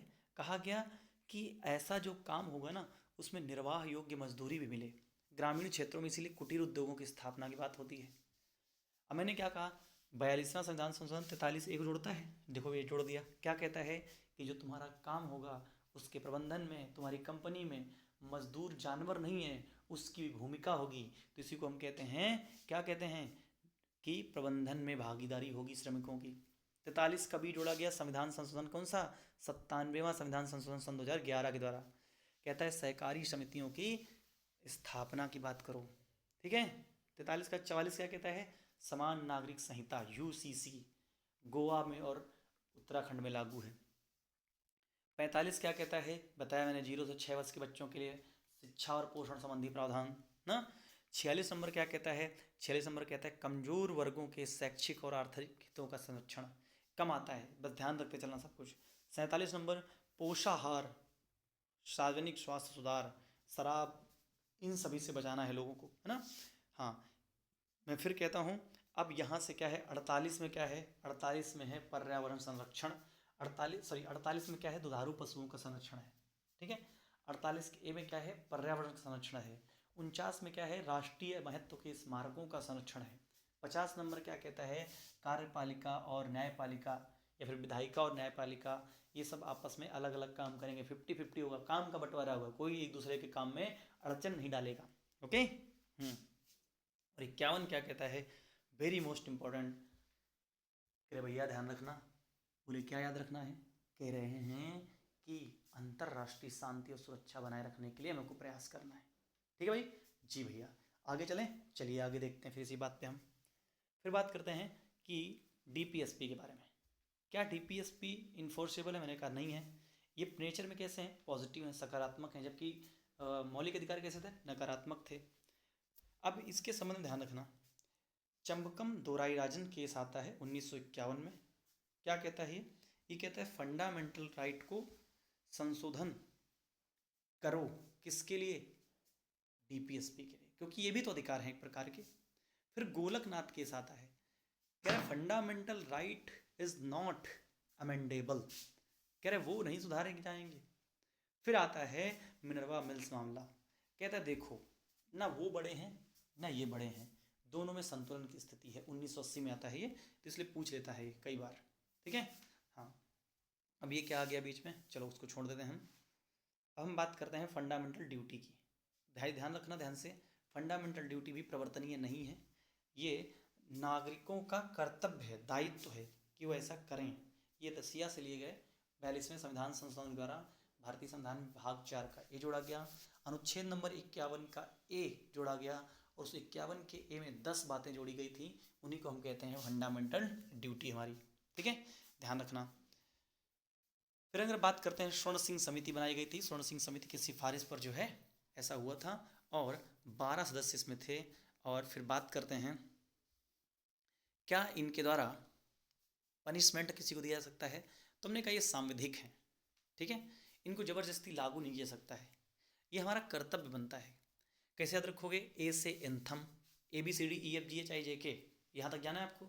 ए से एंथम यानी राष्ट्रीय गान, राष्ट्रगान, राष्ट्रगीत, ये इनका सम्मान करना। फिर इसके बाद क्या है? राष्ट्रीय आदर्शों का सम्मान करना। ठीक है, बी से क्या है भैया? बी से है बापू, है ना। देखो मैं बताता चलूँगा, बापू मतलब कि जो राष्ट्रीय आंदोलन को प्रेरित कर रहे थे, उन सबका सम्मान करना है। मैं समझ रहे हो? समझ रहे हो? जी भैया हम समझ रहे हैं। फिर हम बात करते हैं सी। सी क्या कहता है? एकता, अखंडता बनाए रखना, संप्रभुता बनाए रखना। डी फॉर डिफेंस, रक्षा करना कह रहे हैं, है ना। ई से क्या है? इक्वलिटी। किसकी इक्वलिटी? भाईचारा, महिला, जेंडर, है ना, भाषाई क्षेत्रीय समानता, इन सबको बनाए रखना है। इसका एफ आता है, एफ यानी कि कल्चर। एफ मतलब कल्चर, इसे याद रखो। एफ मतलब फल्चर नहीं, कल्चर, संस्कृति को सुरक्षित रखना है। एच की है, फिर इसके बाद क्या है? एफ के बाद आइए जरा सा जी में। जी देखो, जी फार क्या होता है? ग्रीन। तो ग्रीन क्या होता है? इन्वायरमेंट, तो उसको सुरक्षित रखना है, ये हमारा कर्तव्य है। एच फॉर क्या है? एच फॉर कहता है कि हमें विज्ञानवाद को बढ़ावा देना है, हमें मानवता को बढ़ावा देना है। विज्ञानवाद को कैसे बढ़ावा देना है? कि मतलब विज्ञान की बातें करनी है, अतार्किक बातें नहीं करनी है। कि पता लगा तुम्हारे पास कोई आए, वो कहे कि एक काम करना, तुम्हारा पेपर जैसे मान लो 15 तारीख को, 16 तारीख को, जब भी बड़ा हो, तुम एक काम करना। कहे, बोले क्या काम करना?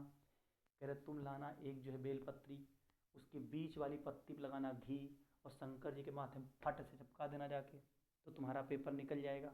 ठीक है, तो इस तरह की चीज़ों को बढ़ावा ना दिया जाए। क्यों?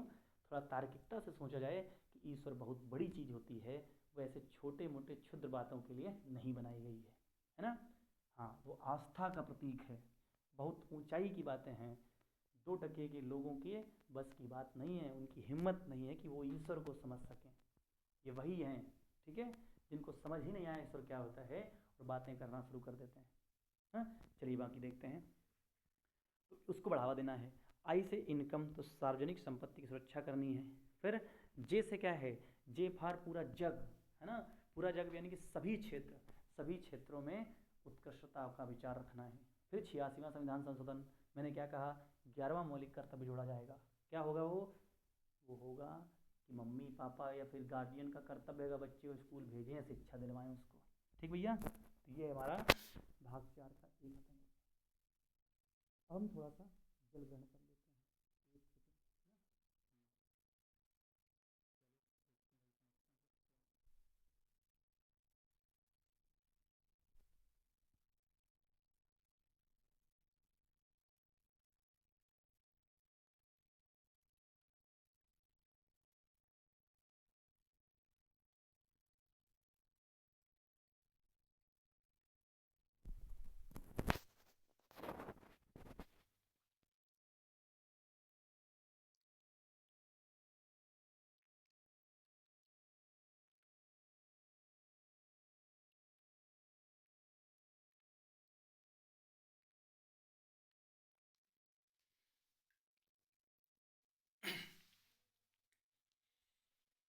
सो फिर से शुरू करते हैं, इसके आगे चलते हैं हम।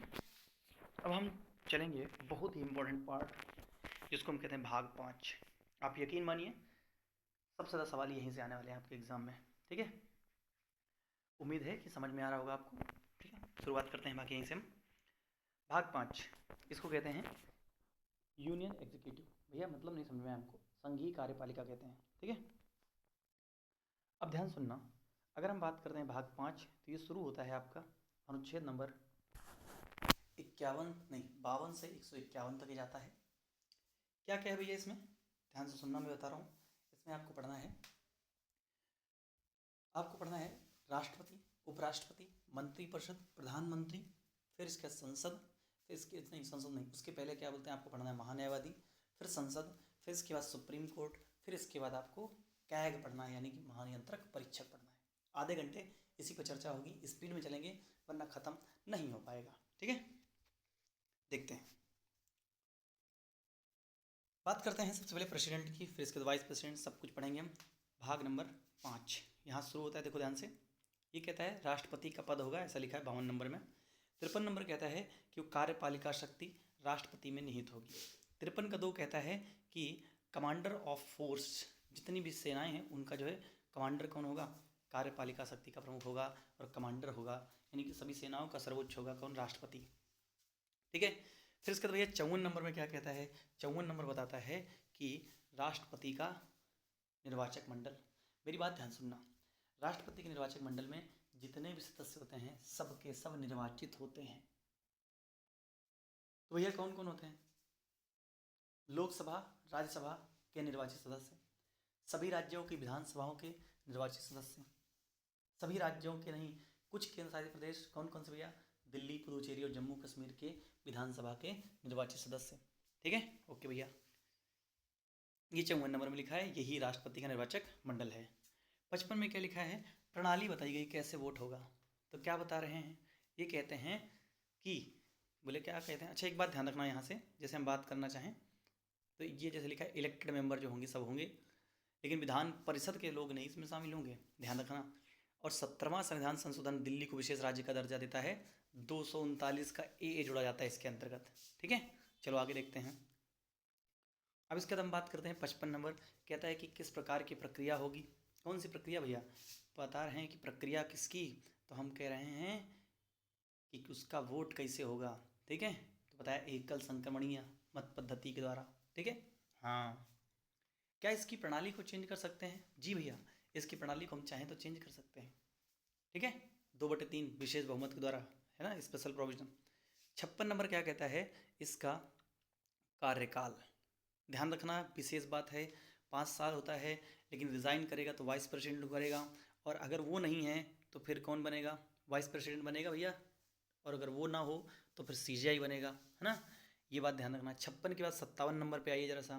57 नंबर क्या कहता है हमसे, कहता है क्वालिफिकेशन, क्या कहता है, क्वालिफिकेशन की बात करता है ना। और जो क्वालिफिकेशन तो कह रहा है लोकसभा का सदस्य बनने की योग्यता होनी चाहिए, लोकसभा का सदस्य ना हो, ठीक है, योग्यता हो बस, लाभ के पद पर ना हो, तो ये योग्यताओं के बारे में बताया गया है। 57 के बाद अगर आप बात करते हैं किसकी, 58 नंबर अनुच्छेद की, तो हम बात करेंगे, क्या बताओगे, 58 नंबर क्या कहता है भैया, 58 नंबर कहता है पुनर्नियुक्ति की बात करता है, किसकी बात करता है, पुनर्नियुक्ति। बोले कि कितनी बार बन सकते हैं, बोले तुम जब तक जी पाओ तब तक बन जाओ, हो जाओगी नहीं हो जाओगे, बिल्कुल भैया। 59 नंबर क्या है, तो एक बार अच्छा ध्यान रखना, अगर हम बात करते हैं 56 में क्या है, कार्यकाल, है ना, दोबारा। अब फिर क्या है, 59 में क्या है, योग्यताएं हैं, 60 में क्या है, शपथ है, 60 में क्या है, शपथ है भैया। फिर इसके बाद ध्यान रखना 61 नंबर क्या कहता है, वो कहता है अध्यादेश, कहता है अध्यादेश एक अर्धन्यायिक प्रक्रिया है और इसको अमेरिका के संविधान से लिया गया है, और ये केवल राष्ट्रपति के मामले में होता है, ठीक है। हाँ, ध्यान, सॉरी अध्यादेश बोल रहा हूँ महाभियोग, महाभियोग, वेरी सॉरी, क्या बोल गया मैं, ठीक है। हाँ, फ्रॉम कहाँ से, अमेरिका के संविधान से, ठीक है, ध्यान रखिएगा। अच्छा, इसको किसी भी सदन से शुरू किया जा सकता है, अध्यादेश संसद में, चाहे लोकसभा से चाहे राज्यसभा से, जहाँ से भी चाहो शुरू कर लो, ठीक है भैया, ध्यान रखना। अब 60 के बाद क्या आता है, 61 नंबर आता है, तो वो हमने बता दिया आपको 61 में, ठीक है। 60 में शपथ है, 62 नंबर कहता है कि मान लो राष्ट्रपति का जब पद रिक्त हो जाएगा तो कौन देखेगा, वो वाली बातें बताई गई हैं। और 6 महीने के अंदर राष्ट्रपति का पद भरना जरूरी होता है। समझे कि ना समझे? ठीक है, अब आगे चलते हैं जरा सा। जैसे बात करें कि राष्ट्रपति मान लो ना हो तो उसकी जगह पे कार्यवाहक राष्ट्रपति बनता है, लेकिन क्या कार्यवाहक उपराष्ट्रपति होता है? भैया नहीं होता है। कार्यवाहक उपराष्ट्रपति क्या कार्यवाहक प्रधानमंत्री होता है? नहीं होता है। ठीक है, ध्यान सुनना एकदम बिल्कुल। तो हम बात करते हैं ऐसा कोई व्यक्ति था, तो पहले कार्यवाहक बने थे वीवी गिरी। कौन बने थे भैया? वीवी गिरी बनाए गए थे। डन है क्या? हाँ डन है। फिर इसके बाद क्या लिखा हुआ है? लिखा हुआ है कि मोहम्मद हिदायतुल्लाह वो दूसरे थे। ठीक है, वो कब बने थे वो भी लिखा है, डेट लिखी हुई है। तो समय बचाना है, बहुत इंपॉर्टेंट तरीके से हम आगे बढ़ते चले जाएंगे। बीवी गिरी क्या है? ये फुल टर्म के लिए बने थे, यानी कि पूरे के पूरे बने थे। और दूसरा एक बात ध्यान रखना, वीवी गिरी के चुनाव के लिए दोबारा वोटिंग करवाई थी। वी 2 बार ना। हाँ, इनको भारत रत्न भी मिला था वहाँ की, ध्यान रखिएगा इस बात को। हम बात करेंगे फिर किसकी? हम बात करेंगे बीडी जत्ती की। क्या नाम है इनका? बीडी जत्ती नाम है। तो ये भी आए। फिर इसके बाद क्या है? नीलम संजीव रेड्डी, ये निर्विरोध चुने गए थे, पहले गैर कांग्रेसी थे। ठीक है, और लोकसभा के अध्यक्ष भी थे ये, आंध्र प्रदेश के सीएम भी थे ये। तो बहुत इंपॉर्टेंट बातें सब सबकी सभी तो ना।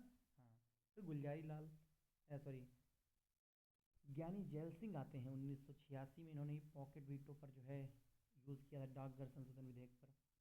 हाँ, और इन्हीं के समय पे operation blue star 1984, Indira Gandhi की हत्या, दंगे, वो सब चीज़ें हुई थी। ठीक है, अब यहाँ पे एक छोटी सी बात ध्यान रखें। कहा गया इसके पहले 8वें नंबर पे कौन बना? ये क्रम भी ध्यान रखें। 8वें नंबर पे बने आर वेंकट रमणी बने। इसको सुन लीजिएगा बस। ठीक है, फिर बात करते हैं शंकर दयाल शर्मा आते हैं 92 97। फिर के आर नारायण आते हैं, पहले दलित राष्ट्रपति। फिर इसके बाद जो है एपीजे अब्दुल कलाम जी आते हैं। फिर इसके बाद जो है प्रतिभा पाटिल जी आती हैं। फिर प्रणब मुखर्जी जी आते हैं। फिर इसके बाद जो है रामनाथ कोविंद आते हैं। और फिर आती हैं द्रौपदी मुर्मू जी। ठीक है, अच्छा, फिर हम बात करते हैं अनुच्छेद नंबर 74 की ओर चलते हैं। वाइस प्रेसिडेंट अभी थोड़ी देर बाद देखेंगे हम। वो कहता है कि जो राष्ट्रपति हैं वो अकेले से पूरा देश नहीं संभाल पाएगा। बोले क्या करें? बोले कि इसकी सहायता के लिए एक मंत्री परिषद बनाओ। बोले ठीक बना देंगे। ठीक है, अब क्या है कि वो ऐड यानी सहायता करने के लिए होगी। एंड कैन रिकंसिडरेशन, वो क्या करेगी? इस पर पुनर्विचार कर सकती है क्या? इस 44वें संविधान संशोधन द्वारा दिया गया। और एक दूसरी बात बताई गई कि ध्यान रखना, उस चीज़ की न्यायिक समीक्षा नहीं की जा सकती है। मोस्ट इम्पोर्टेंट बात, इसकी न्यायिक समीक्षा नहीं होगी भैया। किसकी न्यायिक समीक्षा? जो वहाँ पे उन्होंने सलाह वगैरह दी है। क्यों? तुम हमारे काम से दूर रहो, हम तुम्हारे काम से दूर रहें ना। हाँ, अब पावर ऑफ प्रेसिडेंट की बात करते हैं। तो प्रेसिडेंट के पास देखो क्या है, एग्जीक्यूटिव पावर होती है, यानी कि कार्यपालिका शक्तियाँ होती हैं। जुडिशरी होती है, यानी कि हम कहेंगे ये कैसी हैं? न्यायपालिका शक्तियाँ, विधायी शक्तियाँ हैं। ठीक है, ऐसी शक्तियाँ होती हैं। और भी होती हैं क्या? सैन्य शक्तियाँ होती हैं, रणनीतिक शक्तियाँ होती हैं, क्षमादान शक्तियाँ होती हैं। अभी सब कुछ हम धीरे धीरे पढ़ेंगे। तो वो क्या करता है? जैसे बात करते हैं जुडिशरी पावर, तो क्या करता है? वो सजा को माफ कर सकता है। जुडिशियल में समझते हैं न्याय कर सकता है वो। किसी की क्षमा, किसी की मृत्यु को माफ कर सकता है। क्षमादान, लघुकरण, परिहार, प्रविलंबन, ये सब कहाँ है? अनुच्छेद नंबर 72 में है। ध्यान सुनना, क्षमादान की बात कर रहा हूँ मैं, 72 नंबर में है। ठीक है, हाँ, क्या कर सकता है? पूरी तरह क्षमा कर सकता है। लघुकरण यानी छोटा कर सकता है सजा को ना। हाँ, लघुकरण नेचर मतलब चेंज कर दे। परिहार प्रकृति बिना बदले सजा कम कर देना। ठीक है, बोले कि तुमको 10 साल का कठोर कारावास था, चलो तुम्हें 2 साल का कठोर कारावास। विराम, विराम क्या है भैया? विशेष वजह से सजा को रोक देना, कम कर देना। प्राविलंबन पोस्टपोन कर देना सजा को। ठीक है, ध्यान रखो। अब ये देखना पॉइंट क्या लिखा है। 42वां संविधान संशोधन मंत्रिमंडल की सलाह पर जो थी, सलाह थी, मंत्रिमंडल जैसा कहेगा तो राष्ट्रपति की तो बाध्यकारी होगी। फिर हम कैसे राष्ट्रपति हैं? हम तो राष्ट्रपति है ही नहीं। फिर तो जब बाध्यकारी है सब कुछ मेरे ऊपर, तो मैं किस बात का राष्ट्रपति? ये बात सही है यार। इसलिए 44वां संविधान संशोधन हुआ, मोरारजी देसाई ने करा। बोले कि देखो यार, वो एक बार पुनर्विचार तो करेंगे ना, कि तुमको जो है जबरदस्ती बाध्यकारी कर दोगे। बोले ठीक ठीक करवा दो। समझ रहे हो, समझ रहे हो? हाँ, ये वाली चीज़ तो उसमें करवा तो रहा हूँ, लेकिन वही होता है ना कि जब चीज़ों को बिल्कुल ढंग से एकदम कायदे में लिख के करवाया जा रहा हो तो मज़ा ज़्यादा आती है। ठीक है, फिर भी just cooperate with me and मैं फिर से कहता हूँ इसको पूरा सुन के चले जाइएगा, आपका काम हो जाएगा। ठीक है, चलो आगे देखते हैं। वो कार्य का सभी संस्थाएं जितनी होती हैं उनके सदस्यों की नियुक्ति करता है। ठीक है, जितने सरकार के काम हैं वो राष्ट्रपति के नाम से होते हैं, ये आर्टिकल 77 में लिखा है। प्रधानमंत्री से वो सभी जानकारियाँ मांगता है आर्टिकल 78 के तहत। ठीक है, दूसरी बात है इसके अपॉइंटमेंट, ध्यान सुनना, अपॉइंटमेंट पीएम की सलाह पर वो किसका किसका अपॉइंट करता है। पहले तो पीएम को नियुक्त करेगा वो, दूसरा फिर राज्यपाल, उपराज्यपाल, प्रशासक, इन सबको नियुक्त करता है ना। ध्यान रखना इस बात को विशेष तौर पर। 76 148 क्या है, मतलब महान्यायवादी और CAG. High court, Supreme court के जो न्यायाधीश होते हैं उन सबको यही नियुक्त करता है, राष्ट्रपति ही। निर्वाचन आयुक्त हो गया, महिला आयोग हो गया, ओबीसी आयोग हो गया, SC ST आयोग हो गया, मानवाधिकार आयोग हो गया, अल्पसंख्यक आयोग हो गया। ठीक है, सबकी नियुक्ति कौन करता है? राष्ट्रपति ही करता है। बस इतनी सी बात है। लेकिन ध्यान रखना इसके जो निर्णय होते हैं उनका रिव्यू नहीं होता है, इंपॉर्टेंट बात थी। फिर हमने देखा कि न्यायाधीशों की नियुक्ति करता है, ये उसकी न्यायपालिका शक्ति है, सिंपल सी बात है ना। लेकिन किसकी सलाह से, ये बहुत इंपॉर्टेंट हो जाता है, बहुत कायदे में सुनना। CGI के परामर्श से, और अगर उसको हाई कोर्ट में करना हो तो CGI और साथ में राज्य के राज्यपाल से परामर्श लेता है। समझे क्या? हाँ भैया, न्यायाधीशों की नियुक्ति अगर CGI कहाँ करनी हो, सुप्रीम कोर्ट में, तो CGI से पूछेगा। न्यायाधीशों की नियुक्ति अगर उसको करनी हो कहाँ, हाई कोर्ट में, तो राज्यपाल से और CGI से पूछ के तब करेगा, करेगा राष्ट्रपति। अब मुझे लगता है आप समझ गए होंगे। ठीक है, और साथ में हाई कोर्ट के न्यायाधीश से भी पूछता है, मुख्य न्यायाधीश से। अब कह रहा है कि 140, ये मैं बाकी बाद में बताऊंगा आपको, जो है सुप्रीम कोर्ट से कंसल्ट बाध्यकारी नहीं है, ये क्या मतलब इसको बाद में बताएंगे। अब इसके बाद बात करते हैं कि उसके पास विधान कानून, उसके संबंध में क्या है, तो अनुच्छेद 85 में है सत्र, सत्रावसान और भंग करना, ये 3 पावर है उसके पास। सत्रावसान मतलब समाप्त करना, बुलाना और भंग कर देना, मतलब कि लोकसभा को भंग किया जा सकता है, क्योंकि लोकसभा अस्थायी सदन है, राज्यसभा को भंग नहीं किया सकता है। ठीक है, मनोनीत की बात करते हैं। अच्छा एक सेकेंड, फिर हम बात करते हैं इसके बाद क्या बोलते हैं, अनुच्छेद 85 में सब दिया गया है। 86 में क्या है, उसका अभिभाषण है राज्यसभा और लोकसभा में। 87 में क्या है, विशेष अभिभाषण है जो पहले सत्र और पहली बैठक पर होता है, मंत्रिपरिषद द्वारा तैयार किया जाता है। मनी बिल की बात करते हैं, सही तरह हो, बिल बिल छोड़ो भी। ठीक है, फिर ज्वाइंट सिटिंग कौन बुलाता है, राष्ट्रपति। कौन अध्यक्षता करता है, उपराष्ट्रपति नहीं, लोकसभा अध्यक्ष करता है। कौन करता है, लोकसभा का अध्यक्ष करता है। फिर उसके बाद बात करते हैं आगे, ये क्रम से पढ़ेंगे एकदम।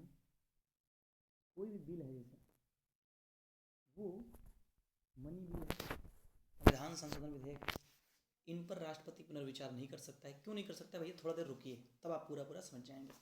वो अध्यादेश जारी कर सकता है अनुच्छेद 123 के तहत। ठीक है, और अध्यादेश की अवधि होती है कितना, 6 महीने और 6 सप्ताह। समझे? हाँ। फिर संविधान संशोधन के लिए अध्यादेश नहीं जारी होगा, मतलब समझ रहे हैं, वो 368 के अधीन नहीं है। ठीक है, फिर उसके बाद वीटो पावर है। एक है अत्यांतिक वीटो, मतलब क्या है, कम्प्लीटली कैंसिल एनी बिल, किसी बिल को पूरी तरह से कैंसिल कर देना। पहली बार कौन लेके आए थे, राजेंद्र प्रसाद लेके आए थे। ठीक है, R वेंकटरमणी पेंशन मामले पर इसको लेके आए थे। फिर कौन सा है, सस्पेंशन, क्या है मतलब इसका, वही है निलंबनकारी वीटो, जिसको हम कहते हैं ये सिंपल मेजॉरिटी से पारित किया जाना चाहिए। ठीक है, हाँ तभी ऐसा होगा। Money bill amended can not. भैया ये क्या लिखा है, हमको समझ नहीं आया, हम बता रहे हैं आपको। जो निलंबनकारी होता है मतलब उसको जो है सस्पेंड कर दिया है, बिल्कुल एकदम पूरी तरह से भी रोक दिया है, हटा ही दिया है। ऐसा किसी ने किया है क्या? हाँ किया है, अब्दुल कलाम जी ने किया था। ठीक है, पहली बार इसको। फिर पॉकेट वीटो, नो एक्शन, बोले कि तुम ले क्या हो, बोले जेब में डाल लिया, कोई मतलब नहीं तुमसे मेरा।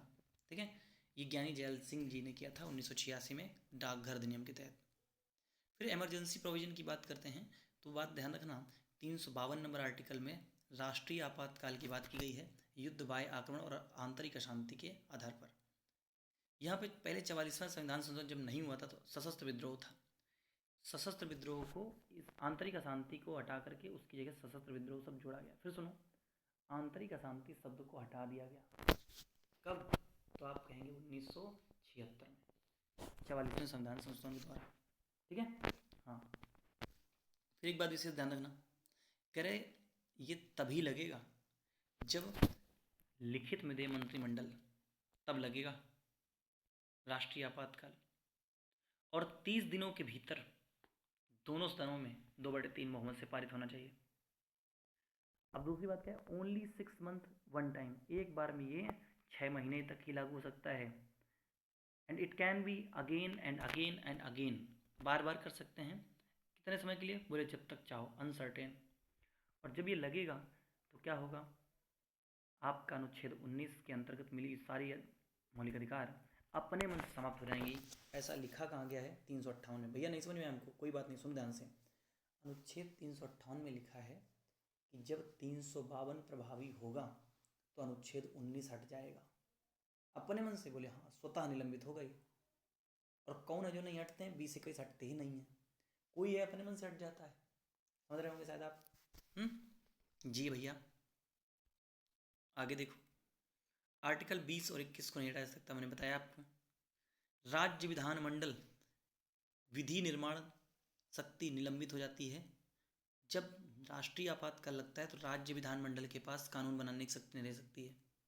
राज्य सूची पर कानून संसद बनाती है। लोकसभा विधानसभा का कार्यकाल 1-1 वर्ष के लिए बढ़ाया जा सकेगा इस समय। ठीक है, मतलब चुनाव नए नहीं होंगे ना, इसलिए। 359 देखो क्या लिखा हुआ है, कह रहा राष्ट्रपति के आदेश पर अन्य का भी निलंबन होगा। भैया आप नहीं समझे, समझाओ एक बार, ध्यान सुनना। 352 लगेगा तो अनुच्छेद 358 तुरंत खड़ा हो जाएगा। वो कहेगा सुनो यार, हमें आदेश मिला है। बोले कहाँ से? बोले 352 के कारण। और किससे कहेगा? 19 से, कि तुम हटो, अपने मन से हट जाओ। लेकिन 359 कहता है देखो आदेश हमारे पास भी है, लेकिन हमें किसी को ये नहीं कहा गया कि अपने मन से हट जाएगा। बोले मतलब?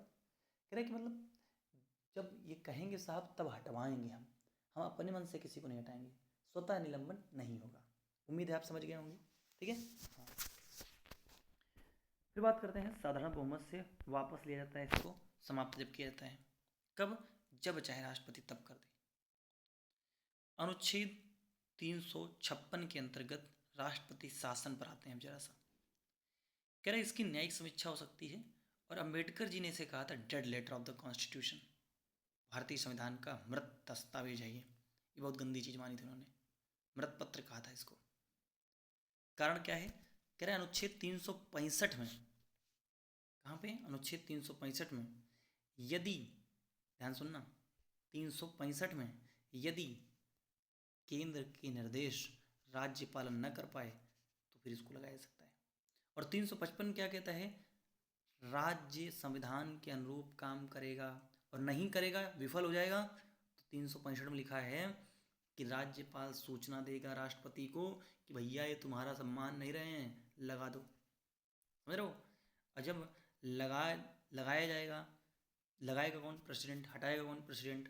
सिंपल सी बात है। तो शासक इस समय कौन हो जाएगा? राज्य का गवर्नर हो जाएगा। ये किसी राज्य में अधिकतम 3 साल तक लग सकता है।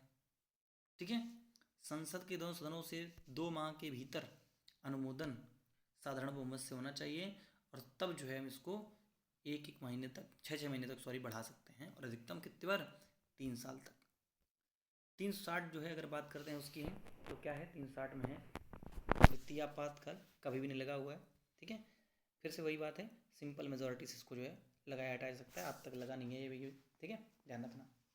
मणिपुर में भाई 356 का प्रयोग बहुत हुआ, और यूं कहें कि दुरुपयोग हो गया अब तो, ठीक है। हाँ, वाइस प्रेसिडेंट के बारे में ध्यान रखना। जैसे राष्ट्रपति की क्या होना चाहिए, 50 अनुमोदक, 50 प्रस्तावक होते हैं। सेम हियर क्या है भैया, 20 अनुमोदक प्रस्तावक होते हैं। 63 नंबर कहता है उपराष्ट्रपति होगा। 64 नंबर कहता है राष्ट्रपति जो होगा वही सभापति होगा, राज्यसभा का पदेन सभापति होगा कुल मिला के। 65 नंबर कहता है एज अ प्रेसिडेंट काम करेगा, कार्यवाहक प्रेसिडेंट, है ना, कहाँ है, 65 नंबर में है, ठीक है। और जो सभापति पदेन सभापति होता है ना, तो सभापति के लिए उसको क्या मिलता है, वेतन मिलता है, समझ रहे हो। उपराष्ट्रपति के लिए नहीं मिलता है उसको। 66 नंबर में उसका क्या है, इलेक्शन है, इसमें सभी प्रकार के लोग भाग लेते हैं। एक बात और ध्यान रखना, अनुच्छेद नंबर 61 के तहत जब महाभियोग लगता है तो उसमें राज्यसभा, लोकसभा, विधानसभा, राज्यों की जो पुदुचेरी, दिल्ली और ये सब थे, जम्मू कश्मीर, इनकी विधानसभा, ठीक है, ये सबके जो है निर्वाचित और मनोनीत दोनों प्रकार के सदस्य भाग लेते हैं। कौन से, दोनों प्रकार के सदस्य भाग लेते हैं फिर, ठीक है, ध्यान रखिएगा। चलें आगे देखते हैं। बात करते हैं 67 नंबर में क्या है, कार्यकाल है। 68 नंबर में क्या है, उसका समय है, पदरिक्ति है। 69 में क्या है, शपथ है, क्योंकि अनुसूची नंबर इसमें 2 में नहीं, 3 में इनकी शपथ का उल्लेख नहीं है, ठीक भाई, ओके। 70 नंबर क्या है, कह रहा है कि क्या लिखा हो भैया, बात करते हैं इसकी हम पहले।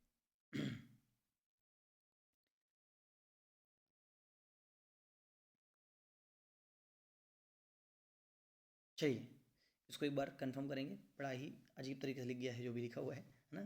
हाँ, 71 नंबर कहता है कि ध्यान रखना कि जब कभी भी राष्ट्रपति और उपराष्ट्रपति के चुनाव को लेकर के बवाल हो जाए, मतभेद हो जाए, तो फिर ऐसा जो है किया जाएगा कि उसको सुप्रीम कोर्ट देखेगा, ना कि निर्वाचन आयोग देखेगा। बोले ठीक है, ओके, मान लिया तुम्हारी बात, ठीक है। हाँ, ध्यान रखना, जब कार्यवाहक राष्ट्रपति के रूप में, जब कह रहा है कि एज अ प्रेसिडेंट कार्यवाहक राष्ट्रपति होगा, तो उसके वेतन भत्ते और सब कुछ राष्ट्रपति जैसा मिलेगा, ठीक है। हाँ, और कब कब हो सकता है, कब वो काम करेगा उसकी जगह, भाई त्यागपत्र दे दे राष्ट्रपति, तब उसको बना दिया जाएगा। उसकी मृत्यु हो जाए तब बना दिया जाएगा, है ना। महाभियोग लग जाए, असमर्थता हो जाए, इन आधारों पर उसको बनाया जा सकता है। चलिए आगे चलते हैं। फिर हम बात करते हैं कार्यवाहक उपराष्ट्रपति का पद नहीं है भारतीय संविधान में, वो मैंने आपको पहले बता दिया है, ठीक है, ध्यान रखिएगा। अब आइए सब कुछ छोड़ करके प्रधानमंत्री के ऊपर कह रहा है, अनुच्छेद 74 में कहा गया राष्ट्रपति की सलाह के लिए एक मंत्रिपरिषद होगी, और उस मंत्रिपरिषद का जो मुखिया होगा वो प्रधानमंत्री होगा, ठीक है। और जो सलाह होगी वो राष्ट्रपति उसको मानने के लिए बाध्य होगा। 42वें संविधान संशोधन किया गया था, लेकिन 44वें में क्या कहा गया कि नहीं, देखो बाध्य नहीं होगा भैया, देखो, ठीक है, उसको एक बार पुनर्विचार की शक्ति है। आर्टिकल 75 की बात करते हैं तो पीएम की नियुक्ति 75 की 1 में है। शपथ, उसके बारे में बात करते हैं तो बहुमत सिद्ध करना पड़ेगा उसके लिए, जब राष्ट्रपति को लगेगा तो उसको बना देगा। बहुमत नहीं होगा तो 30 दिन के भीतर भैया साबित करो आके, नहीं तो फिर राष्ट्रपति की इच्छा पर निर्भर करता है, त्रिशंकु संसद ना। हाँ, फिर बात करते हैं क्या पीएम कहाँ से बन सकते हैं, लोकसभा से कि राज्यसभा से, तो हमने कहा कि बन सकते हैं राज्यसभा से भी। कौन कौन बना, इंदिरा गांधी, एच.डी. देवगौड़ा, आई.के. गुजराल और मनमोहन सिंह, ठीक है। अब बात करते हैं अनुच्छेद 75 का एक कहता है पीएम को प्रेसिडेंट और अन्य पीएम की सलाह, ठीक है, मतलब पीएम को प्रेसिडेंट और अन्य पीएम की सलाह पर ही काम करेगा। नहीं समझ में आया भैया हमको, ये क्या कह रहा है, सुनो ध्यान से। लिखा है प्रधानमंत्री को प्रेसिडेंट और अन्य जो मंत्री होंगे उनको पीएम की सलाह पर बनाएगा। ये कह रहा है कि 75 का एक कहता है कि पीएम क्या करे, राष्ट्रपति क्या करेगा, प्रधानमंत्री को नियुक्त करेगा और प्रधानमंत्री की सलाह से अन्य सभी मंत्रियों को राष्ट्रपति नियुक्त कर देगा। अब 75 का एक कहता है इसके लिए 91वां संविधान संशोधन किया गया, और कहा जाता है कि मंत्रियों की संख्या कभी 15% से ज़्यादा नहीं हो सकती है। 75 का 2 कहता है मंत्री परिषद राष्ट्रपति के प्रसाद पर्यंत काम करेगा। 75 का 3 कहता है सामूहिक रूप से लोकसभा के प्रति जिम्मेदार होंगे, उत्तरदायी होंगे और व्यक्तिगत रूप से राष्ट्रपति के प्रति होंगे। 75 का 4 क्या कहता है मंत्रियों की शपथ राष्ट्रपति, भाई सिंपल सी बात बताया अभी तो। 75 का 5 क्या कहता है 6 महीने तक अगर कोई सदन में नहीं आता है तो उसका सदस्यता रद्द हो जाएगी। ठीक है। प्रधानमंत्री के बारे में ध्यान रखना, कार्मिक, लोक शिकायत, पेंशन, अंतरिक्ष और परमाणु ऊर्जा, इन सभी का अध्यक्ष जो होगा मोदी नहीं होगा, प्रधानमंत्री होगा। फिर यहाँ पे क्या है अटॉर्नी जनरल ऑफ इंडिया आता है, अनुच्छेद 76 में है। ध्यान रखना इसको राष्ट्रपति जो है पीएम की सलाह पर चुनेगा और इसका कार्यकाल अगर पूछा जाए तो बता देना प्रसाद पर्यंत है, निश्चित नहीं है, सामान्य तौर पर ये 5 साल होता है। ब्रिटेन से इस पद को लिया गया है, इसका वेतन राष्ट्रपति निर्धारित करता है, राष्ट्रपति को रिजाइन करता है, अनुच्छेद 76 में है। ठीक है। योग्यता क्या है सुप्रीम कोर्ट के जज या हाई कोर्ट में 5 साल का अनुभव, 10 वर्ष तक एडवोकेसी की हो या फिर राष्ट्रपति की नज़र में विधि पारंगत हो। ठीक है। हाँ, इसकी सबसे बड़ी विशेषता है अनुच्छेद 88 के तहत संसद की कार्यवाही में भाग ले सकता है, बोल भी सकता है, लेकिन ये वोट नहीं कर सकता है, सुनवाई भी कर सकता है। अब एक दूसरी बात है इसकी सहायता के लिए सॉलिसिटर जनरल बनाए जा सकते हैं। ठीक है, बनते हैं, लेकिन सॉलिसिटर जनरल का उल्लेख भारतीय संविधान के किसी अनुच्छेद में नहीं है। इसका मतलब ये संवैधानिक पद नहीं है। इसे नियुक्त कौन करेगा राष्ट्रपति करेगा, कैबिनेट की सिफारिश पर करेगा। पहले कौन थे सीके दफ्तरी थे। ध्यान रखना क्या पहले सीके दफ्तरी थे, हमने कहा भैया सीके दफ्तरी पहले थे सॉलिसिटर जनरल। तो पहले थे कौन वैसे अटॉर्नी जनरल, तो हमने कहा वो तो थे भैया आपके कौन MC सीतलवाड़ थे। ध्यान रखना। और सॉली सोराब जी सबसे कम समय के लिए थे। लोकसभा समिति के सदस्य बन सकता है, समझ लो समिति का सदस्य भी बन सकता है वो। अनुच्छेद 105 क्या कहता है संसद सदस्य के विशेषाधिकार प्राप्त होते हैं। अनुच्छेद 105 में संसद के सदस्यों को विशेषाधिकार दिए गए हैं, वो इसको भी मिले हैं। मतलब कुल मिलाकर संसद का सदस्य होता है, बस एक ही अधिकार नहीं है कि वोट नहीं डालेगा, ये बोलेगा, बहस करेगा, सब कुछ कर लेगा। ठीक है, और इसे सरकार का वकील कहते हैं। तो इसके आगे की बातों को अभी थोड़ी देर के बाद करेंगे, है ना। तब तक आप थोड़ा सा जरा सा इंतज़ार कर सकते हैं, रुकिएगा। तो चलिए आगे देखते हैं ना। इसके आगे क्या है, आगे है पार्लियामेंट। तो पार्लियामेंट के बारे में बात करते हैं कि 1919 के अधिनियम से, जिसको आप कहते हैं मॉन्टेग्यू चेम्सफोर्ड अधिनियम, उसी अधिनियम के द्वारा द्विसदनात्मक व्यवस्था का प्रारंभ किया गया था। ये फिर है ना, यहाँ से लोकसभा और राज्यसभा का गठन किया गया था। वहाँ शुरुआत होती है, वैसे उस समय नाम अलग अलग थे, केंद्रीय विधानसभा और राज्यों की परिषद इसके नाम हुआ करते थे। लोकसभा को हम निम्न सदन कहते हैं, राज्यसभा को उच्च सदन कहते हैं। ठीक है। अच्छा, इसका जो गठन होता है उसमें बात करते हैं, मैक्सिमम मेंबर 250 होते हैं राज्यसभा में, निर्धारित हैं वर्तमान में 245, इसमें से 233 जो हैं ये आपके निर्वाचित हैं और 12 जो हैं मनोनीत हैं। ठीक है, तो आप नीचे वाले पर ज़्यादा फोकस रखेंगे। बात करते हैं कि कौन कौन से यूटी हैं जिन पे सीटों की संख्या पूछ लेता है। वैसे राज्यसभा में सीटों की संख्या सबसे ज़्यादा कहाँ है, उत्तर प्रदेश में है आपकी। और यूटी की अगर बात करते हैं आप जो है तो जम्मू एंड कश्मीर, वहाँ पे मैक्सिमम है 4, दिल्ली में है 3 और पुदुचेरी में है 1। ठीक है भाई, ओके। लोकसभा की बात करते हैं तो लोकसभा में मैक्सिमम मेंबर होते हैं कितने भैया, मैक्सिमम मेंबर हैं 552 होते हैं, 552 हैं। इनमें से बात ध्यान रखना कह रहा है कि बचेंगे जैसे जाके तो 545 बचेंगे। 545 में 2 यूटी के सॉरी जो 2 एंग्लो इंडियन थे उनको भी हटाइए आप। तो इन 545 में से 19 जो पोस्ट हैं 19 वो यूटी में चले गए, 524 बचते हैं। इनकी योग्यताओं का कहाँ उल्लेख किया गया है, 84 नंबर में किया गया है। सुप्रीम कोर्ट की सीट जो है सॉरी SC यानी कि अनुसूचित जाति की जो सीट है वो 84 हैं और अनुसूचित जनजाति की सीट जो है वो 47 हैं। ये भाग नंबर 16 के अंतर्गत मैं आपको बताऊंगा अभी थोड़ी देर बाद क्या है क्या नहीं है। ठीक है, चलिए आगे देखते हैं। ये क्षेत्रीय प्रतिनिधित्व को दर्शाते हैं। अग्रता ही विजेता के आधार पर मतलब काम चलता है, जो ज़्यादा वोट ले आएगा वही जीत जाएगा, ठीक है, इस पर आधारित है। ऐसा नहीं कि आधे से अधिक वोट चाहिए, क्या है, नहीं, जो जीता वही आगे जाए, जो ज़्यादा वोट ले आए वही जीत जाएगा, ठीक है भाई। चलो, तो मुझे लगता है एक काम करेंगे इसको, कहाँ तक कर लेते हैं, एक मिनट, अच्छा मैं देख लेता हूँ मैं।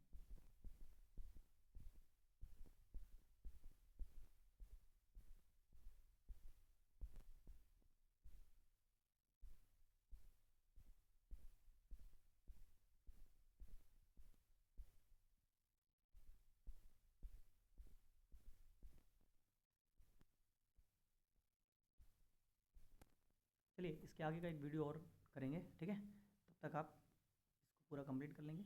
मिलेंगे अगली क्लास में।